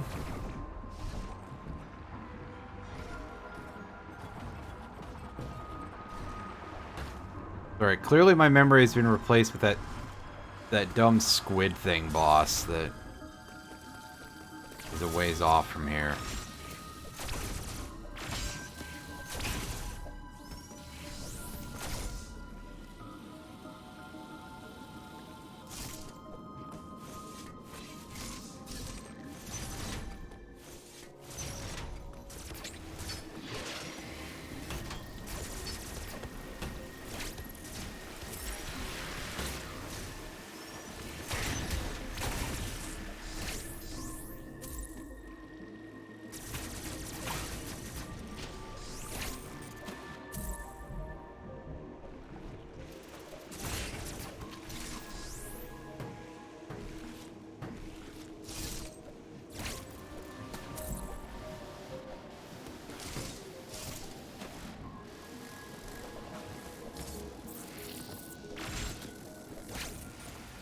I'm supposed to go this way. Seems like sense. Actually, that mostly I'm gonna base that off of the. I could have sworn I saw a couple of places where I need to use the diffusion beam.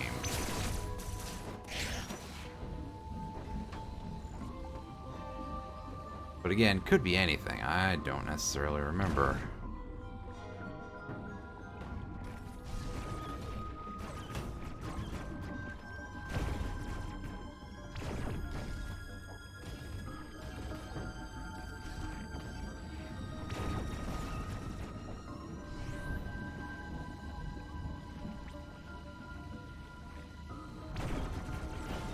Oh, okay, there we go. There's a thing where we can do this. Oh, nice. I didn't pull that off the last time I played that, so I would have been stuck waiting for the acquisition of the gravity suit to get that.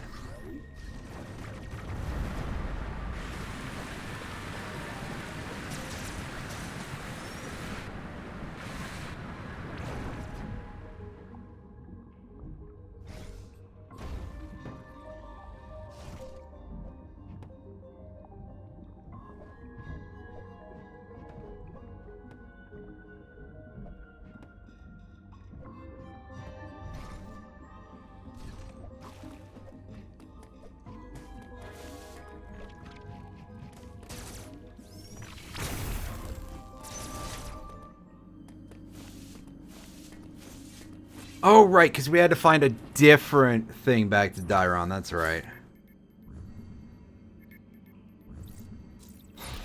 Oh, pardon me, Dairon. It's like it's got an apostrophe in it. Like Pepsi-Man and Spoonman.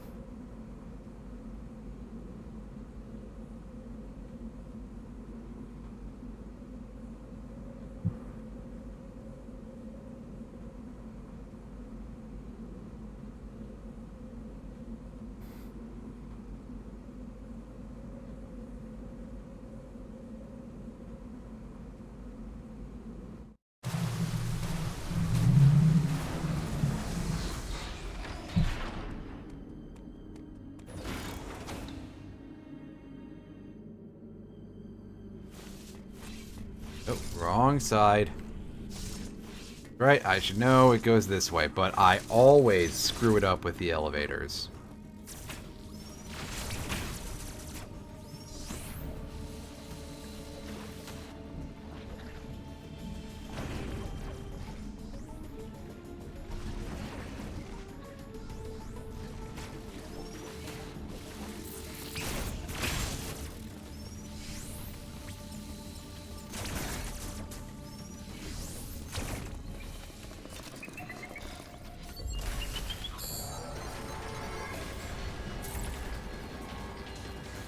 This is not such a good place. That's fine, though. I could stand a reset here. Because recovering from that is a bit of a problem.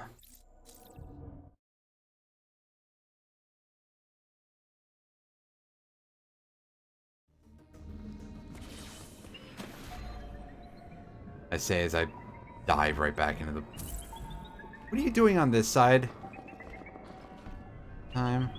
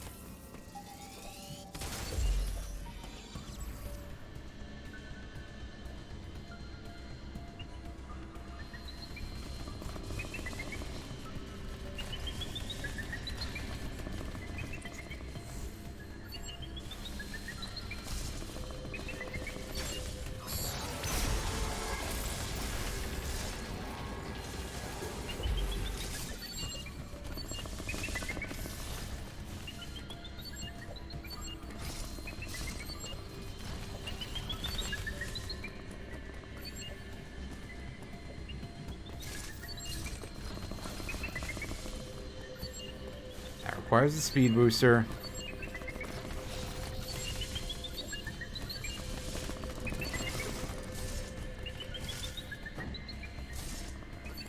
Alright, so we got another one of these. As ever, we know what to do here. Let's just do this. Honestly, we're at such a point where we probably don't even have to worry about taking damage. You know, dodging or anything. Just sit there, aim, and open fire. Yeah, see? Didn't matter. Alright, now touch the weird brain and... It's time for this again. I kind of remember how to do this. It's a matter of whether or not we'll be able to pull this off. Omega Blaster, Omega Stream. Don't ball up.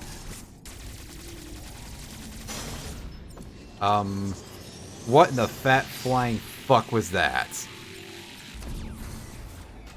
Why did I just suddenly snap 45 degrees? I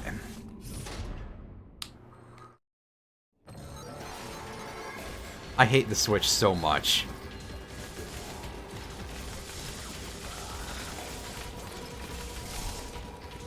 And we screwed this up, so we're gonna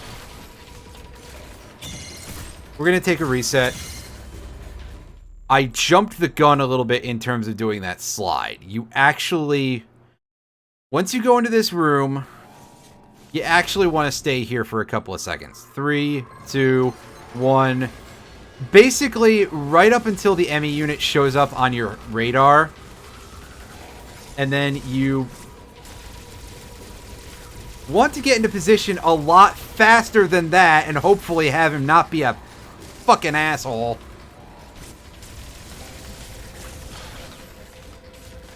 If I hit the right button, that'd help.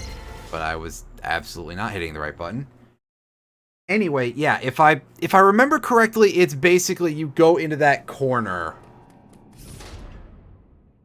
4, 3, 2, 1.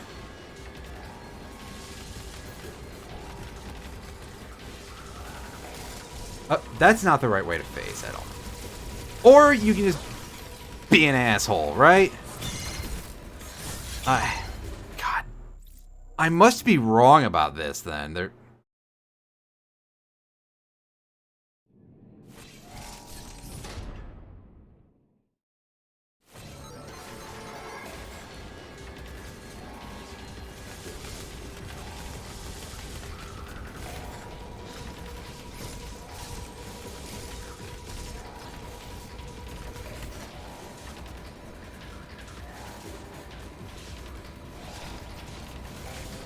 There is also the problem of there not being too many rooms that we can use here. Oh yeah, you're gonna come down from above because you're...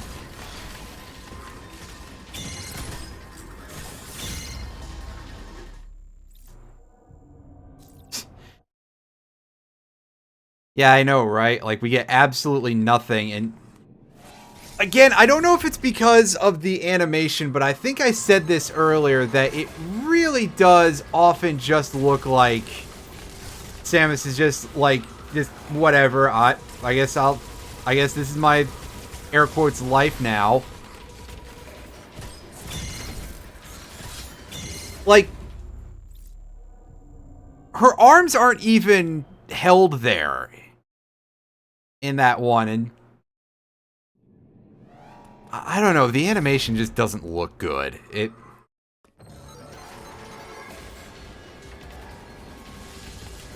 does not convey what they're going for. We'll put it that way. And that's being charitable and assuming that that's what they're going for. Alright. Break, damn you! Motherfucker! Get up!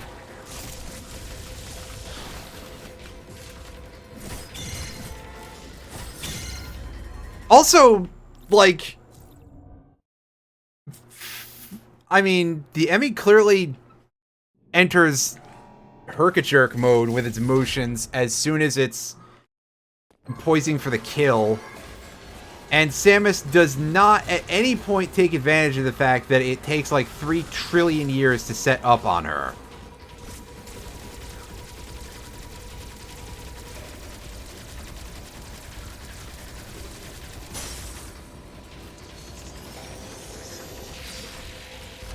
Also, did you see my aim just shoot up twice out of nowhere? If I had died because of that, I would have been so mad. Anyway, that's not how I remember doing it before, but whatever. We killed it and we got the speed booster. Now, the speed booster's control, the speed booster works, but I hate this control scheme that we're about to get for it, and you'll see it in a second once we enter the menu. Allows Samus to dash at supersonic speed after a short build-up. Click the stick once while running to ready the speed booster.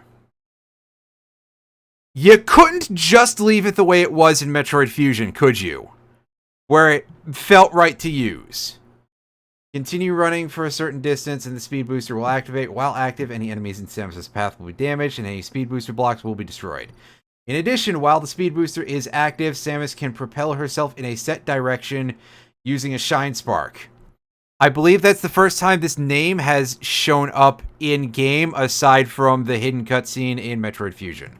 Once ready, press B to activate it before tilting the stick in any direction to propel Samus in that direction.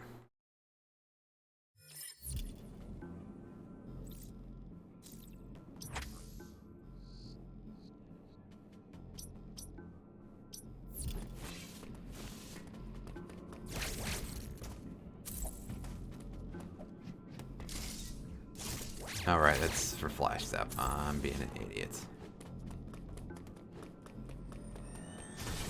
Alright, so we're going to remove those, and we're going to pop out of here, which we don't need to do right now. We need to go back in. We need to land on the landmine for some reason, and then let it explode on us. And let's grab this. Still another one of those to get before we get a full energy tank, because, again, I don't know why these are in the game.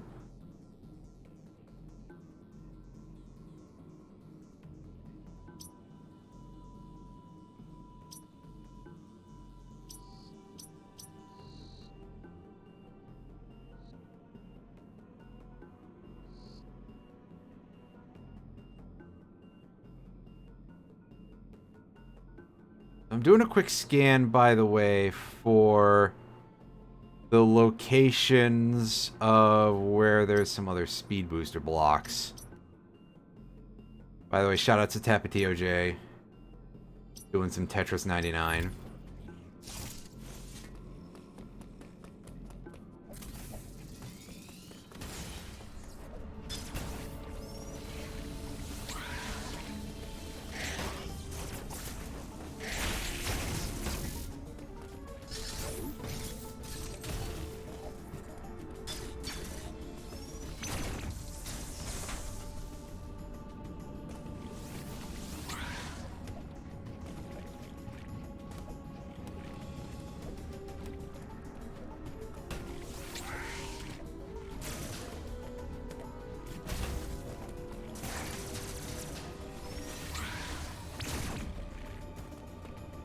So this appears to be a place where you would need to speed boost around in a very weird pattern. There's a lot of that in this game, by the way.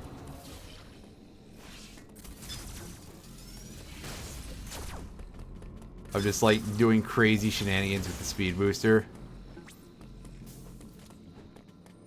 This really takes advantage of it. Oh my god, that fucked up so badly. Also, the Shine Spark in this game, once again, does not cost energy. Just like in Metroid Fusion. And don't worry, they're not all like that framed. Also, thanks a lot to that bat for giving me all the missiles and only 1 energy. Well, I got an energy tank, so that's fine. It makes up for it. Or gross. There's still some more items going down this way, I think.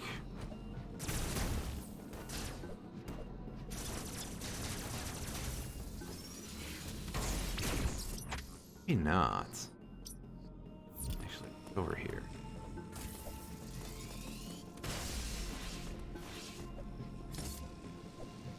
Nothing.